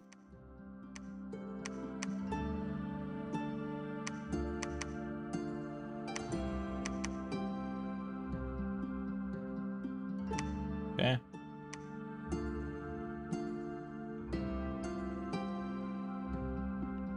Yeah, I mean, I could...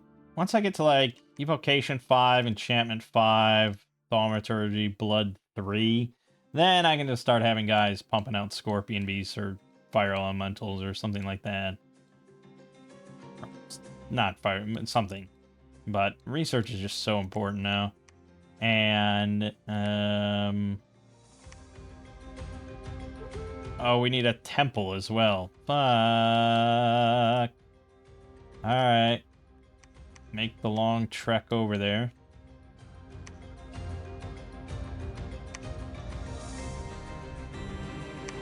We found trapped lights and glittering cavern. And we dominated those Bekrids. Holy shit. They got 2 kills with the sticks and stones on their own people, so that's good. Horde of 1,900 people just left in search of... I mean, I guess it is really hot down here. And then 985 people moved in to Underspring. So they just moved. But half of them didn't. Interesting. Well, okay. Right. Well, we have conquered everything except the Underdark and the Hidden Realm. So let's have you kind of move together.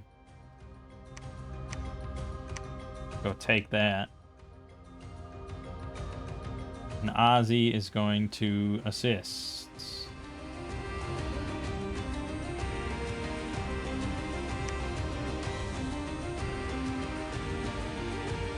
We also should get this going.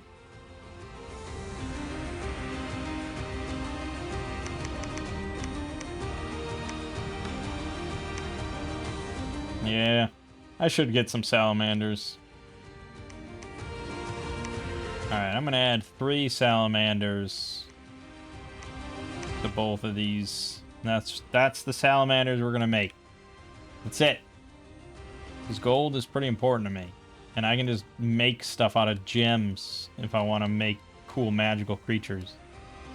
God, I also can recruit here. We can make Lavaborn, but why would I do that? They're more expensive in gold. They don't really offer anything that I don't already have. So, gosh. I mean, it's like, how much infantry do I need?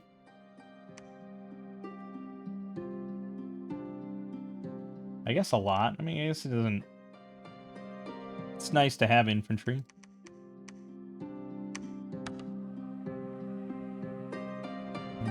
Yeah, maybe I should be making the armored versions. I probably should be making the armored versions everywhere. Or the shielded versions. Yeah, okay. Alright. Luck +1. Good. Alright, and you can grab... Oh my god, you can only handle 10 of them. What even are you? Fuck. Alright, get a fucking chieftain. Oh, there's also the shaman, which would give us access to some nature. And air. This would be very nice to have to go around and maybe find some more magic sites for us. Because they could be level 2 nature if I make a few of them. Okay. We just gotta get a lab and a temple, because they're fucking sacred for some reason. I need more money. Need more damn money.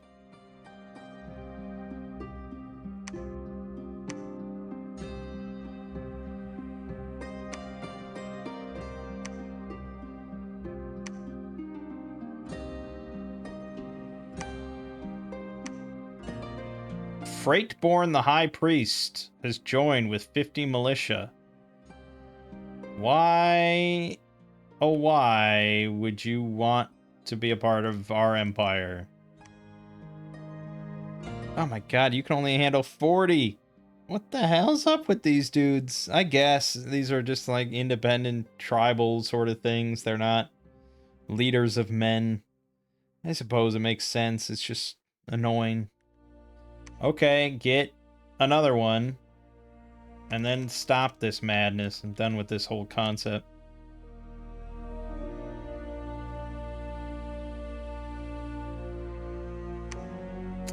I can't afford. I don't know why. Oh, because he's Holy One, yeah. Alright, Freightborn. 50 militia. Oh god, this one's right underneath a level 3 throne. That's honestly really amazing. I can pop out whenever I want to do this fight. A huge great mother. What is a great mother, you ask? Well, it's one of those sort of idol pretenders. No, actually, it's a Titan, I think. This is a Dominion 3 one. It's a big fat lady with big tits. Yeah, Dominion 3. Okay. Yeah, so it's gonna have Earth, it's gonna have nature magic. It's gonna sit in the back and spam a lot of buffs, to say the least. And itself, it has 10% regeneration, 185 hit points. Unlike the monolith, it doesn't seem that scary though. Where it's just like, how can you deal with this thing? Okay. And a lot of vine men and vine ogres. I wonder if they're weak to fire. Vine man. They're blunt resistance, pierce resistant. Is a plant. What exactly does it mean to be a plant?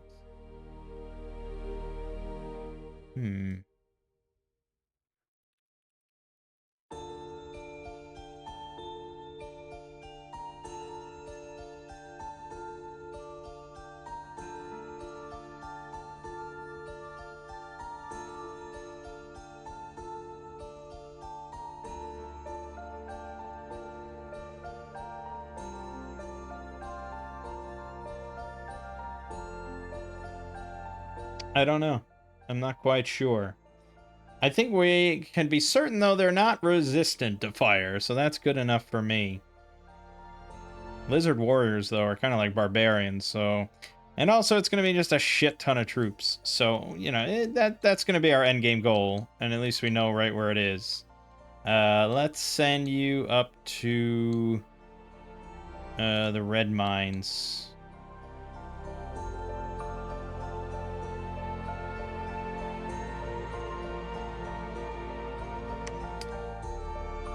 What exactly am I doing with you? Oh, you're searching for sites. Yeah, get over there.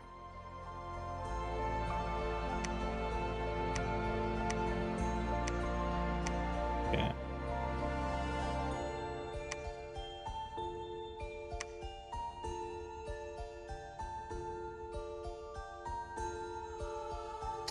I don't know why I'm so scared of these things. And also, I don't know why I sent these guys this way. I guess because I'm scared of these shades. That's why. That's alright. We got all the time in the world. I got a black steel sword. Nice. Worldwide heat +1. Heat 5. So that does hurt our income. But we don't have anyone dying off. But here we do have people dying off. Anywhere I don't have a fort. That's why people are leaving the non-fort places. Okay.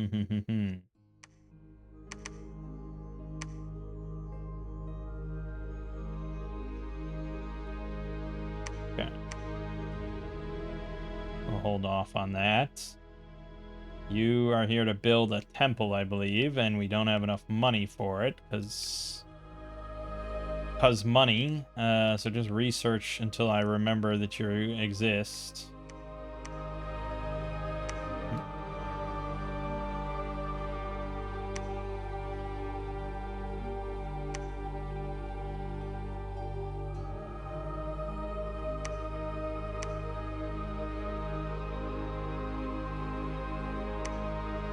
Unrest, nature gems, heat +1.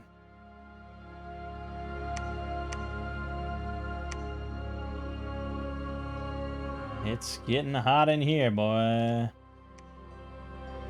Alright, I think we are ready to move in.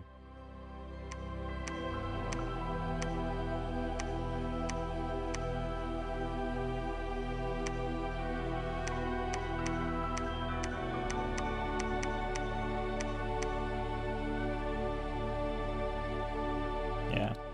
Alright.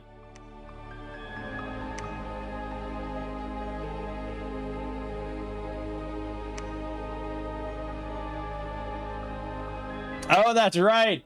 Our assassin had taken care of the commander. I forgot.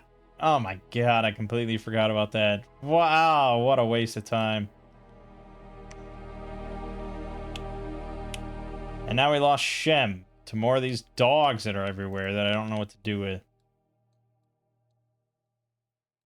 Damn it. Shem.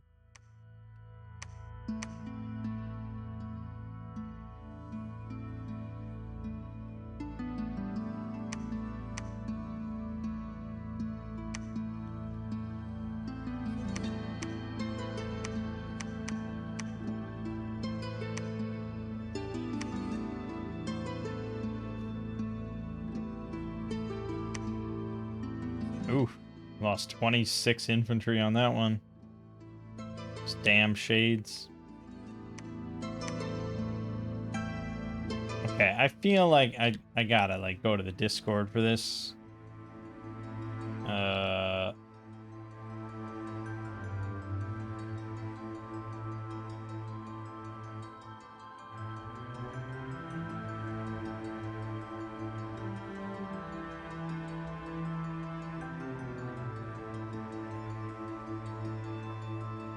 I mean, someone else that has encountered it, but no one really. It just said, yeah, it sounds like an event chain or something. But according to the inspector, It's not a chain?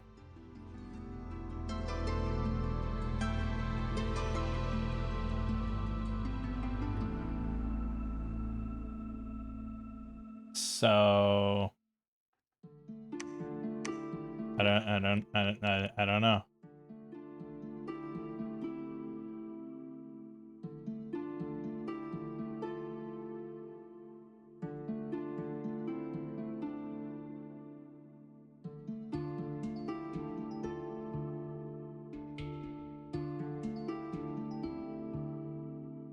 Someone else had the same thing, wondering what the hell is causing it.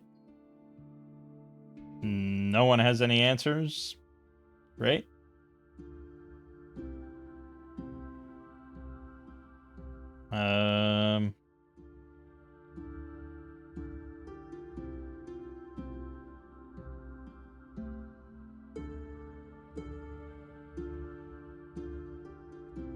Think here.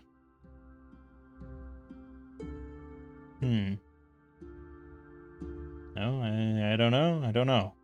I don't know.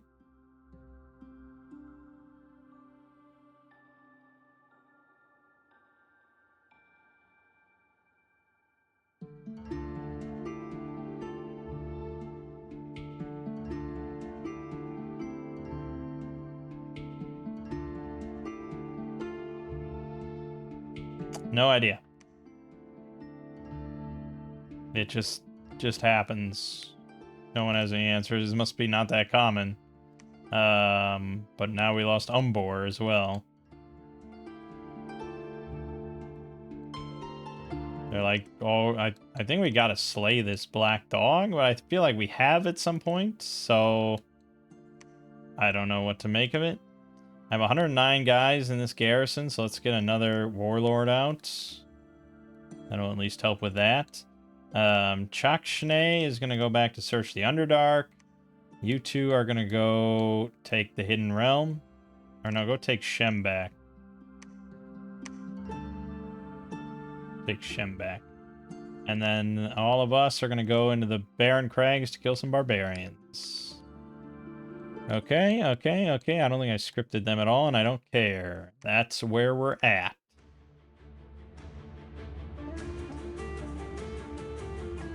We found trap lights. We lost 5 of the archers, 39 militia that I don't care about. Those hunters picked up 74 kills. Some of which were on the militia, but not that many. I'm pleased enough with that. And found some more gems.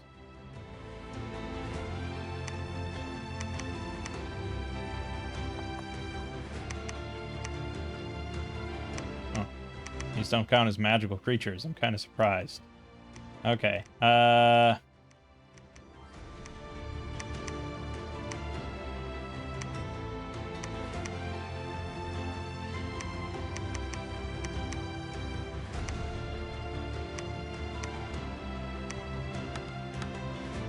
Cool. Let's go fight those. Now that we're up top, I see we're right next to,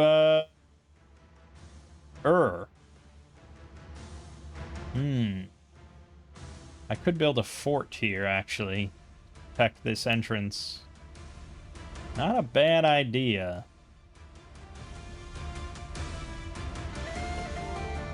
This is a bummer that he's already here, because, what's the status of these? Well, we know they haven't taken any thrones. Well aware of that. But alright, for this turn, why don't we just have you patrol? And you're going to search, and everything is still researching and going well. We still need just a lot of money. Our income's going down because of this insane heat. No magic sites. Unrest increasing. There's just a lot of bad shit happening in the cave, to say the least.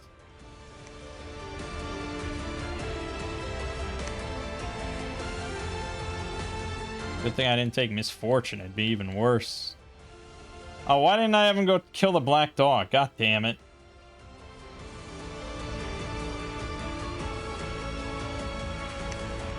Alright. Okay, I was gonna have them go take care of the black dog, but I don't like the look of this, so we're gonna leave him on patrol. I got 72 units here. Let's make another warlord. Okay. Turn's going by probably too fast. Battle in Shem.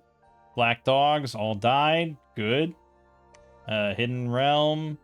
We lost 5 salamanders, but they did get 42 kills. Which means that they went far ahead and soloed the whole battle. Which is exactly what happened. Oof. Oof. Whoa, these are just barbarians, but yes, very satisfying. Okay, yeah, so I think in that case, we probably shouldn't set them to be holding. There's no reason for them to hold, really. Other than letting the enemy stagger a bit, but I just can't do it with salamanders. Alright, here, this is owned by McCone.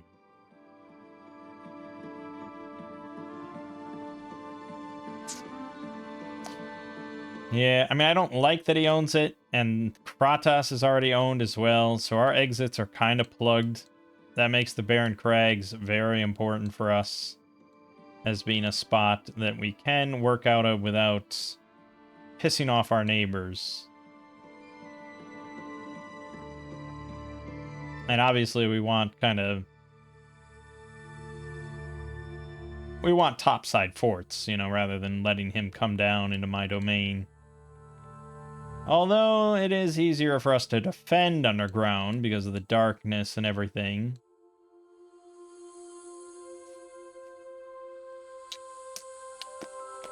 We also get a bonus to gold and resources if they're built underground. So there is that. But I hate the idea of conceding territory here. And yeah, thrones are all above ground, so we need to build a fort there.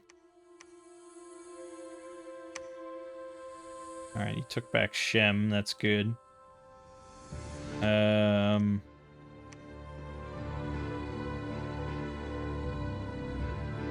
Alright.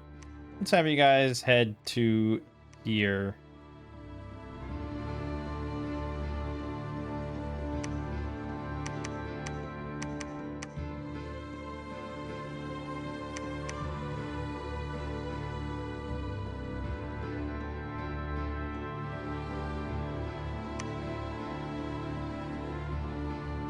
Alright. Yeah, I mean, I could lessen up on the recruitment to build a fort this turn. I probably should. Also, I might have enough of those big guys. Let's just cool that for this moment. And I'm going to cool that for the moment. And then they can build a palisade. Okay. Probably could end the video pretty soon. Dominion -3 in the Underdark. Fortification gained in Mun. Wow, that's a nice event. Dominion -2 in the Red Mines. There was a false prophet there. We gotta go root him out. Oh, we did immediately. Good. Good, good.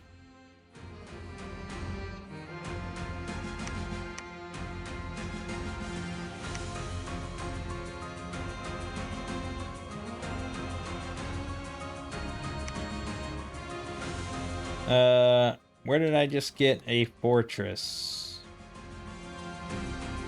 Mun. There it is. Okay. I mean, yeah. We really don't need that many resources, as it turns out. Or maybe I don't know. You don't really need that many resources. Unless you're playing on a map maybe with no underground, then that might be a factor. But I struggle with gold a lot more than resources. I kind of wish I would have put in growth instead of 1 extra productivity.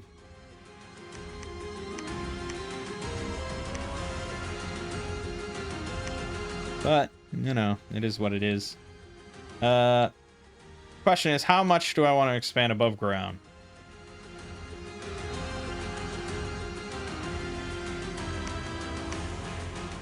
going to go ahead and take Cracklands. I want to see if Obelshin is occupied. If it's not, I'd love to have a fort there as well.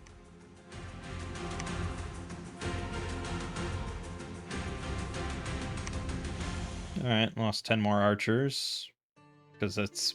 Archers is basically all I have there. I found some gems, and we got Troctor, the Child of Antrax.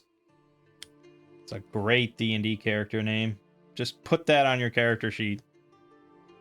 Troctor, Child of Antrax. Well, he is a smolder ghost that was touched by Antrax, the King of Banefires. So he's got Fire 2, Death 2, he's Sacred, Heat 6, he's Ethereal, and he's got Banefire Shield, 8 AP damage. Damn. Okay. Thug much? Yeah, this is prime thug material, I would say. Very, very good. 25 hit points, 20 morale. Pretty low on defense, so we could switch him. He's just using a battle axe, so we'll probably give him like a... What could you make for him at this point? Flesh Eater to get Berserker +3.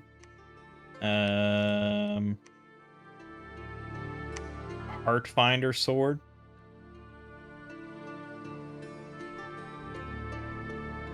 Well, actually, that seems pretty amazing for an assassin, I gotta say. So we'll probably want to make that for an assassin. Could just go with the Burning Blade, though. 16 armor-piercing fire damage on hit is pretty nice. But for a thug, I think we maybe want a bit more AoE. So the Mace of Eruption is probably what we're looking at. Alright, make that. The Earth guys can make Black Steel Tower Shield, which I think is a solid choice. Normally a Charcoal Shield is really good because it has a Fire Shield, but he definitely does not need it. Does not need any fire resistance, so the Black Steel Tower Shield. And he does have plates, but I mean, if we can give him fucking Black Steel Helmet, that's even better. Unless we want to give him Fire Magic, although that hurts Reinvigoration, which is a downer for our mages. But we could just use this for ritual purposes. Yeah, I think Black Steel, it's just so good. 0 defense loss, 0 encumbrance loss. It's a magic helm, 24 protection. It's just good. And then I also can make the... So I can't make the full plate without Earth 2. And I do have a guy that's Earth 2, although he's wandering off somewhere here. So... fuck. Okay. We're getting 13 fire gems a turn right now. Alright, so he'll make the armor then. We got the helm, the weapon, the shield. We need boots and the 2 miscellaneous. What can we do for boots? Can we make boots of strength? I feel like I'm mostly doing earth, but that's kind of a lot of the crafting shit early on. Boots of giant strength. Yep, I think that's what we want. Make those. And then for miscellaneous items, what do we got? Burning Pearl. Very good. Girdle of Might is actually pretty good. Could bump up his magic resistance. I like the Burning Pearl, though. And we'll make a Girdle of Might. And that'll round it all out. Excellent. Okay, Obelshin has been taken by Vanheim. Do I want to just go to war with Vanheim over this one empty settlement? The answer is yes. The answer is so much yes. Alright. Tractor.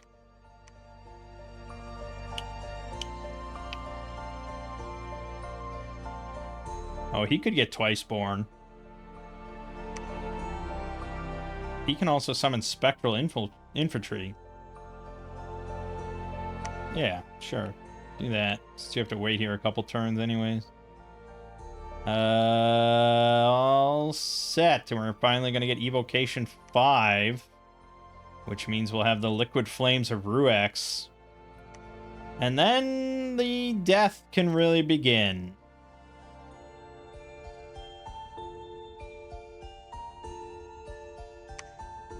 Alright, took Obelsheen without much trouble. We killed the Black Dogs without much trouble. And then a large pack of werewolves attacked Obelsheen, and I assume all those guys died. Yep. And we lost Obelsheen. Great. Really glad to hear that. Alright, boom, boom, boom, boom, boom, boom. Wrong weapon. Boom. Alright, so now he's at 31 magic damage. The Mace of Eruption that does AoE of 8 fire armor piercing damage.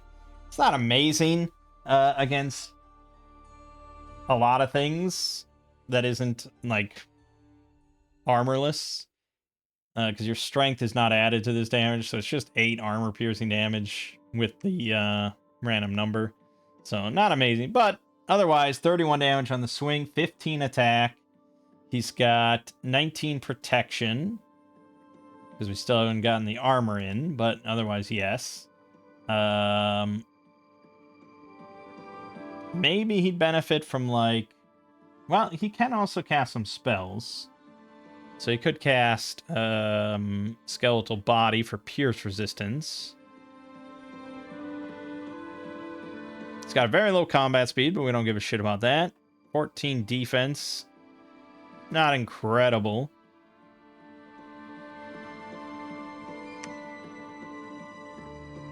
So again, there probably is some better stuff he could wear, but he's ethereal, which is the main thing.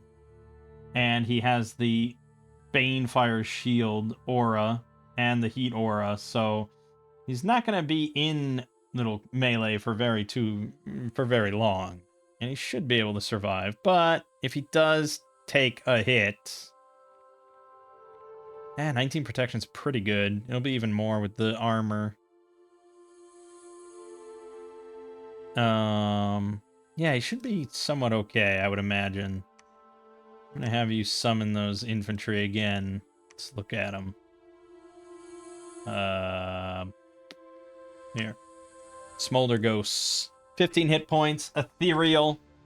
18 morale, 14 magic resistance, 10 defense. They have no protection of any kind other than being ethereal, but that's often enough protection. They have a heat aura. Their spirit form, fire resistant, no fire shield, but that's okay. And they have spectral axes doing 24 magic damage with a fire AoE. So they all basically have maces of eruption sort of thing. Well, okay, they're going to go with him and be his kind of entourage, for sure. And then all the guys that crafted... Yeah, I don't think there's anything else I'd really want them to make at the moment. You know, we could make more fire in a jar. I could have someone just cranking out a few of the flame helmets. But honestly, it's kind of a waste compared to just making these Fire 3 guys. Unless I want to bump them up to Fire 4. But we're so I can cast fires from afar. If I get topside with a lab, then I can just rain down fire onto enemy camps. Fate of Oedipus. This is only useful if someone else casts Eyes of God. But that's not going to happen. So Summer Lions is the main thing we care about, and that's fire level 3. Fire level 3. So we have plenty of guys that can cast that. So I think really just go on research. And I could have like all these guys just cast for this turn Summer Lions. There you go. I also could have my big warlock start blood hunting here.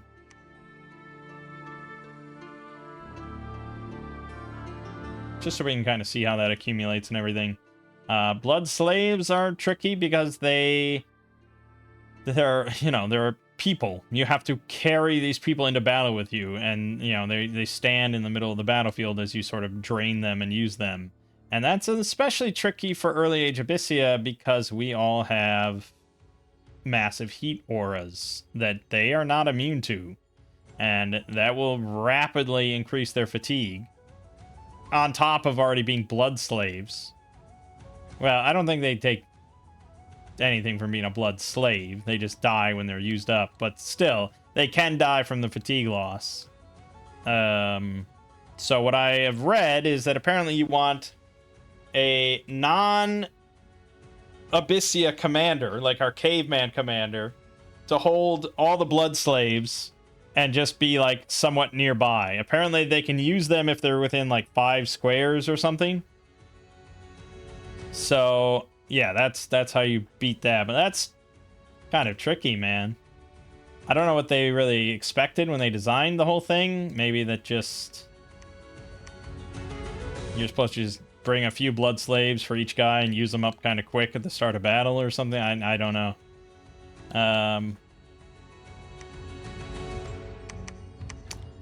All right, so Obalsheen under control of werewolves.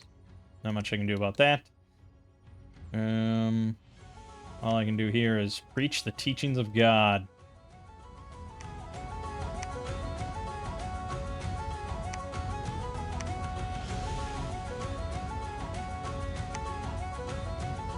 Okay.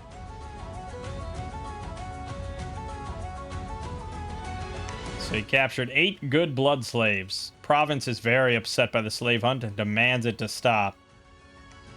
There's an assassination attempt on Kurzal, the Extinguished One. Yeah, didn't work out for you. Actually, I kind of want to see how this went. Does he just immediately, like, flare or something? Heavenly Fire. He tried to web him, and he got Heavenly Fired, and, yeah. 24 points of damage. Shame for you, my spidery friend. Okay, so now, did I forget? No, okay. Yeah, we're fine. So now you're gonna forge black steel full plate. Although that hurts his defense even more and adds a lot of penalties. So I don't know if that's the way to go. I could make elemental armor. But that's pretty similar and just gives him the resistances that he probably doesn't need. All this is gonna just add resistances. The problem with Black Steel regular plate is that it does add 4 hit points, but I don't know if it's really any better than what he's wearing. 17 protection, -1 defense, 2 encumbrance. So 1 less protection, 1 more defense, 2 less encumbrance. I mean, 15 defense is better than 14, for sure. But am I banking on protection or am I banking on defense?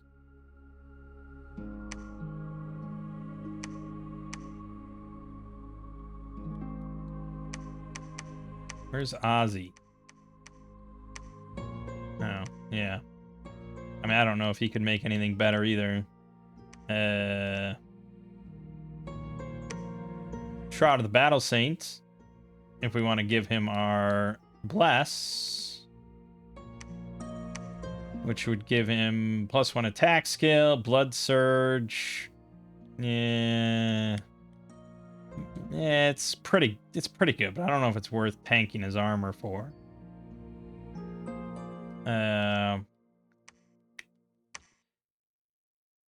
Robe of Shadows gives you ethereal, which is pretty great. For like all your mages and stuff. Armor of Souls. Ooh. Okay, 16 protection, -1 defense, 1 encumbrance. It's magical. Plus 10 hit points, plus 5 magic resistance, and 15 invulnerability if those shots get through his ethereal. Holy shit. Phenomenal. Too bad he's not blood, but I could empower him in blood, which would give him access to some blood buffs, maybe. I don't think there are many blood buffs. There's blood heal, but again, he's not going to bring slaves in, so none of that matters. But really, that's a nice piece of kit. But I'd have to have 40 blood slaves. I do have 40 blood slaves. Oh, but I need blood magic level 5. Damn, not even Ozzy can do that. It's only 4. I'd have to empower him in blood. Also, he was supposed to be searching in this form that I forgot about. So that's great. Damn, blood magic 5. And these guys aren't grand communicants, so that wouldn't matter anyways. No, there's no way we're getting blood magic 5 out of anything without an empowerment. Unless there's a booster. Let me look at the boosters. Blood booster. Here, Brazen Vessel. Construction 5. Requires 40 blood slaves and level 5. Shit. Armor of Souls, yep. Armor of Twisting Thorns. Requires 3 blood, 2 nature. That's not happening. Damn. Alright, I think that's everything. So no, without an empowerment, it's not happening. So what would it take to empower Malphus? 75 blood slaves. Well.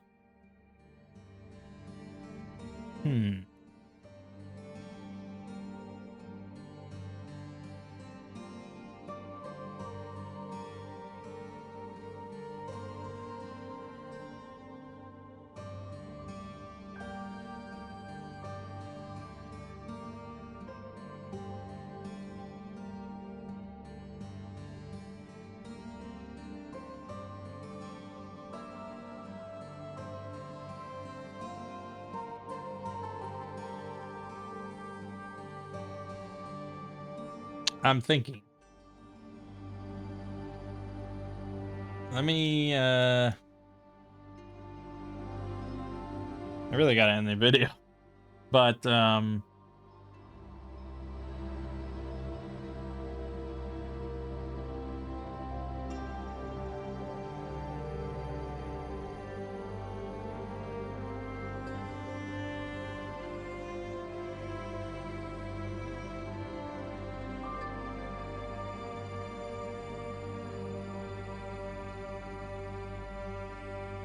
I'm just wondering how much blood hunting adds to unrest. If the blood hunt succeeds, then unrest in the province will increase by slaves times 3 plus 4.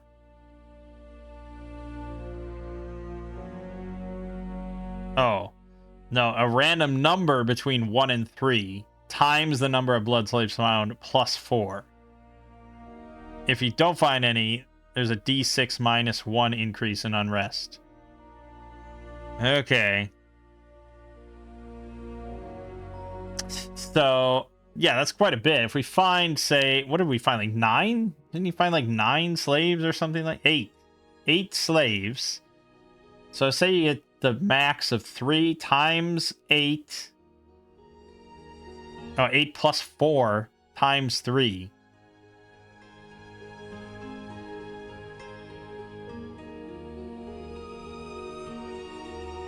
8, so that's 12 times 36 unrest going up in 1 turn.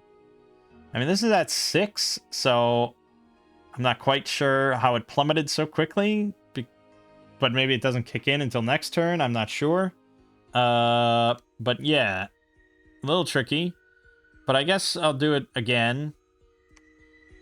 Because if I can get him to blood 5, that is a pretty amazing armor. I don't know if it's worth all this effort. But I think he'll be a pretty solid thug at that point. Having innate ethereal is pretty great. So why don't I just set you on patrolling, probably. I mean, the infantry is good. But I'm going to set you on patrolling while you're here. The loss of income from unrest does happen before the patrolling happens. Okay, so he was going to make the black steel, but he doesn't have to do that now, so you can just keep searching. Alright, we do have quite a lot of money now. That's good. Let me make sure that our places are good. I probably should bump up Cracklands more than 11. Since it's one of my lifelines to that nice town up there. Also, we built like no temples really. We could start doing that. So much to do at all times. You could also maybe hire mercenaries. Oh. They took the throne of the Artificer. I got 15 blood slaves. Oh, God. Killed 60 brigands.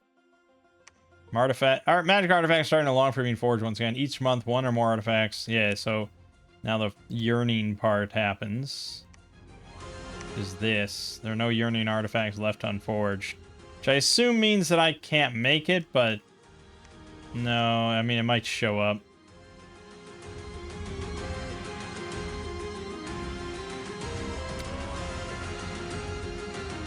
That's a pretty good shield, too. Defense +3. 21 protection. 7 parry.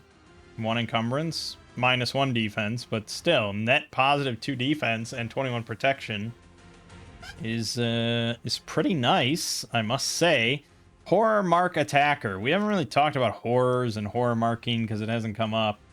But that's a whole other little mechanic. Horror mark is an unusual presence of magic on a fellow. In common gameplay, horror marks appear as a binary. A unit is either branded or they aren't. Can never revert to being unmarked. They must live with the brand for the rest of their life. Blah, blah, blah, blah.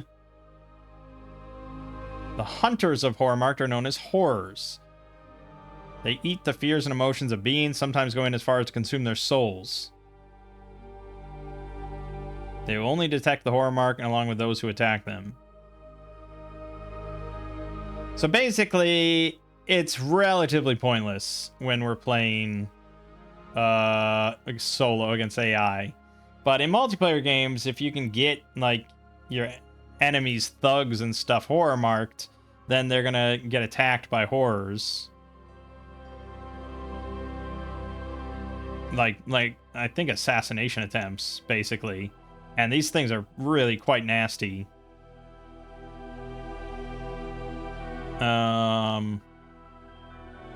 Yeah, I mean, 22 hit points, 15 protection, 18 magic resistance. They have a fear aura, cause unsurroundable, ethereal, yeah, so on and so forth. They're like little thugs in their own right. But we don't really care about that, but mostly it's just 21 protection, 3 defense skill, compared to what he's got, which is 23 protection and -2 defense, rather than what we'd get +2 defense. I mean, there is the parry as well, but we're talking about a 4 defense swing versus 2 parry loss, so overall it's a bonus. I think we want that.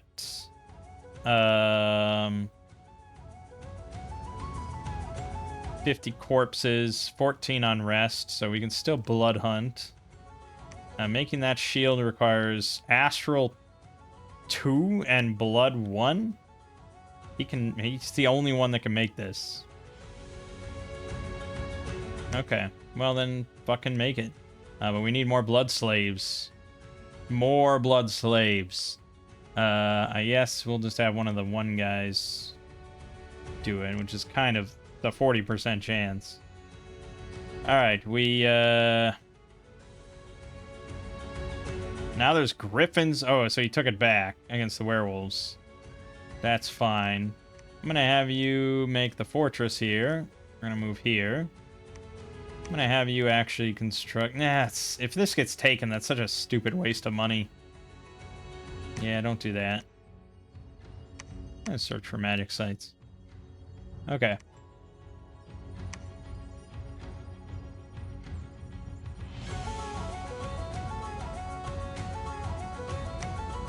Yeah, we didn't find any, got upset, blah, blah, blah. Found some gold. Heat +1. Just constant heat. So much heat everywhere. Still doing all right, though. Alright, so now you get this nice shield. 16 defense. That's pretty acceptable to me against trash independence. Still don't have that sweet armor, but he probably could go out. But if he dies, then it was all for naught.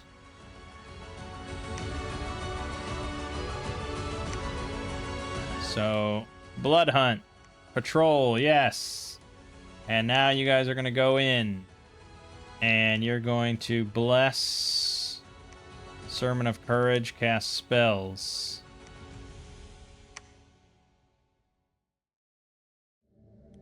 Yep, let's go take it. Actually, if he's got griffins, they're just gonna fly in and kill my fucking priests. No, they won't. They'll attack these guys. It's fine.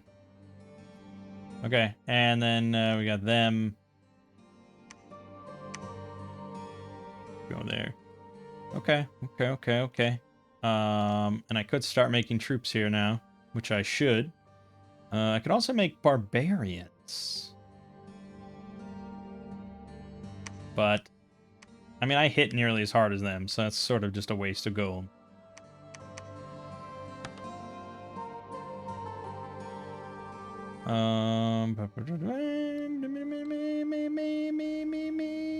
Yeah, okay.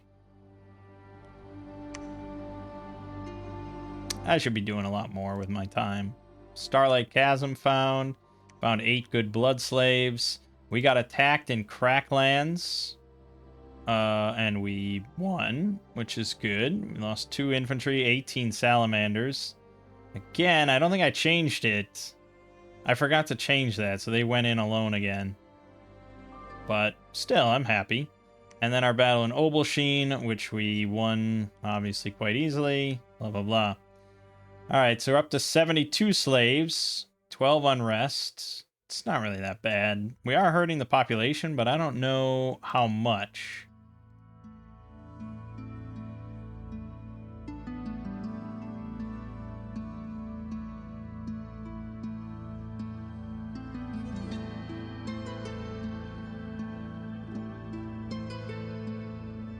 Population is 10 times slaves plus 4 divided by 5. Okay, so how much should we just get? 8? 8. So 8 plus 4, which is 12, divided by 5, rounded down, which is 2. So 10 times 2, 20. We lost 20 population in our capital of 33,000. I'm not really concerned about that. Now, the real problem is the unrest, because that all impacts your income, and you're going to have the most income in your capital, because it has the highest population. And income...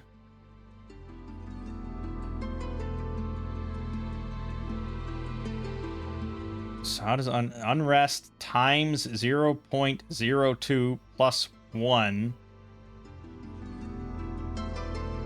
Okay, so your income is divided by 1 plus unrest times 0.2.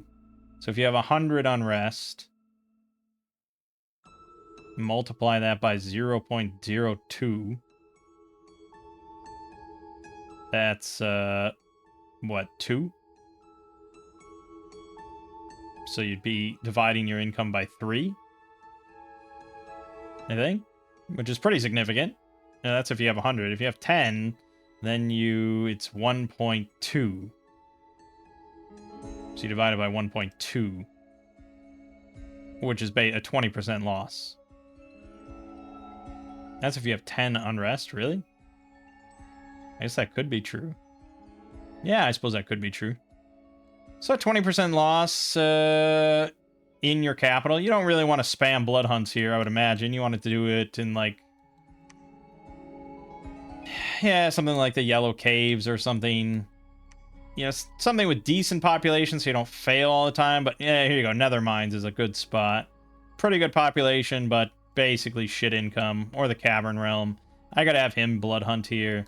Now, if I blood hunt here, he's going to accumulate blood slaves. They won't go into the pile until he gets back to a lab. Unlike gems, you kind of have to ferry them actually to a lab. Unless he builds a lab here. Then that would solve that problem. Which I guess he could. But he's still searching, right? There's still... there isn't much for him to search. I could stop him. Alright. Now you just build a lab. Alright, we took Obelsheen, though, which was pretty good. We're next to another big, at least a level 2 throne. We are also right next to Vanheim's capital. Okay, I didn't realize that. I didn't realize that. Also, he's got the Ghost King next to me, so that's problematic. We're gonna get hammered constantly. But we're gonna build a palisade here. In defiance. And I may as well just continue to kick his ass. Also bump this up to like 21. Okay. I gotta end the video though. This is going on way too long. God, it's just so easy to... I mean, this is what? Like 3 hours? Oh my god! I can't believe it. You just never want to stop. Because there's always... I mean, I've never felt that, like, one more turn effect more than in this game. And that... I'm not really into Civ, which is usually where that phrase comes up. But, I mean, yeah, this game, man, it's just so fucking good. I've bought 5 copies of this game now. For myself and for other people. And one of those copies, at least, has paid off. Lego's been playing. We'll see if the others do. It's not for everyone, I know, but it's just like, I can't help but just spread the word. So good. Alright. Progress is going well, I would say. We have a level 1. Someone else... what is it?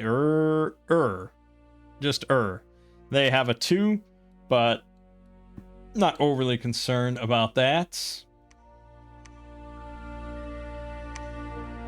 I don't know where that is. I would assume it's this one. But anyways. My name is Mangg. Thank you for watching. It's been Dominion 6. And I'll see you fine folks in the next part.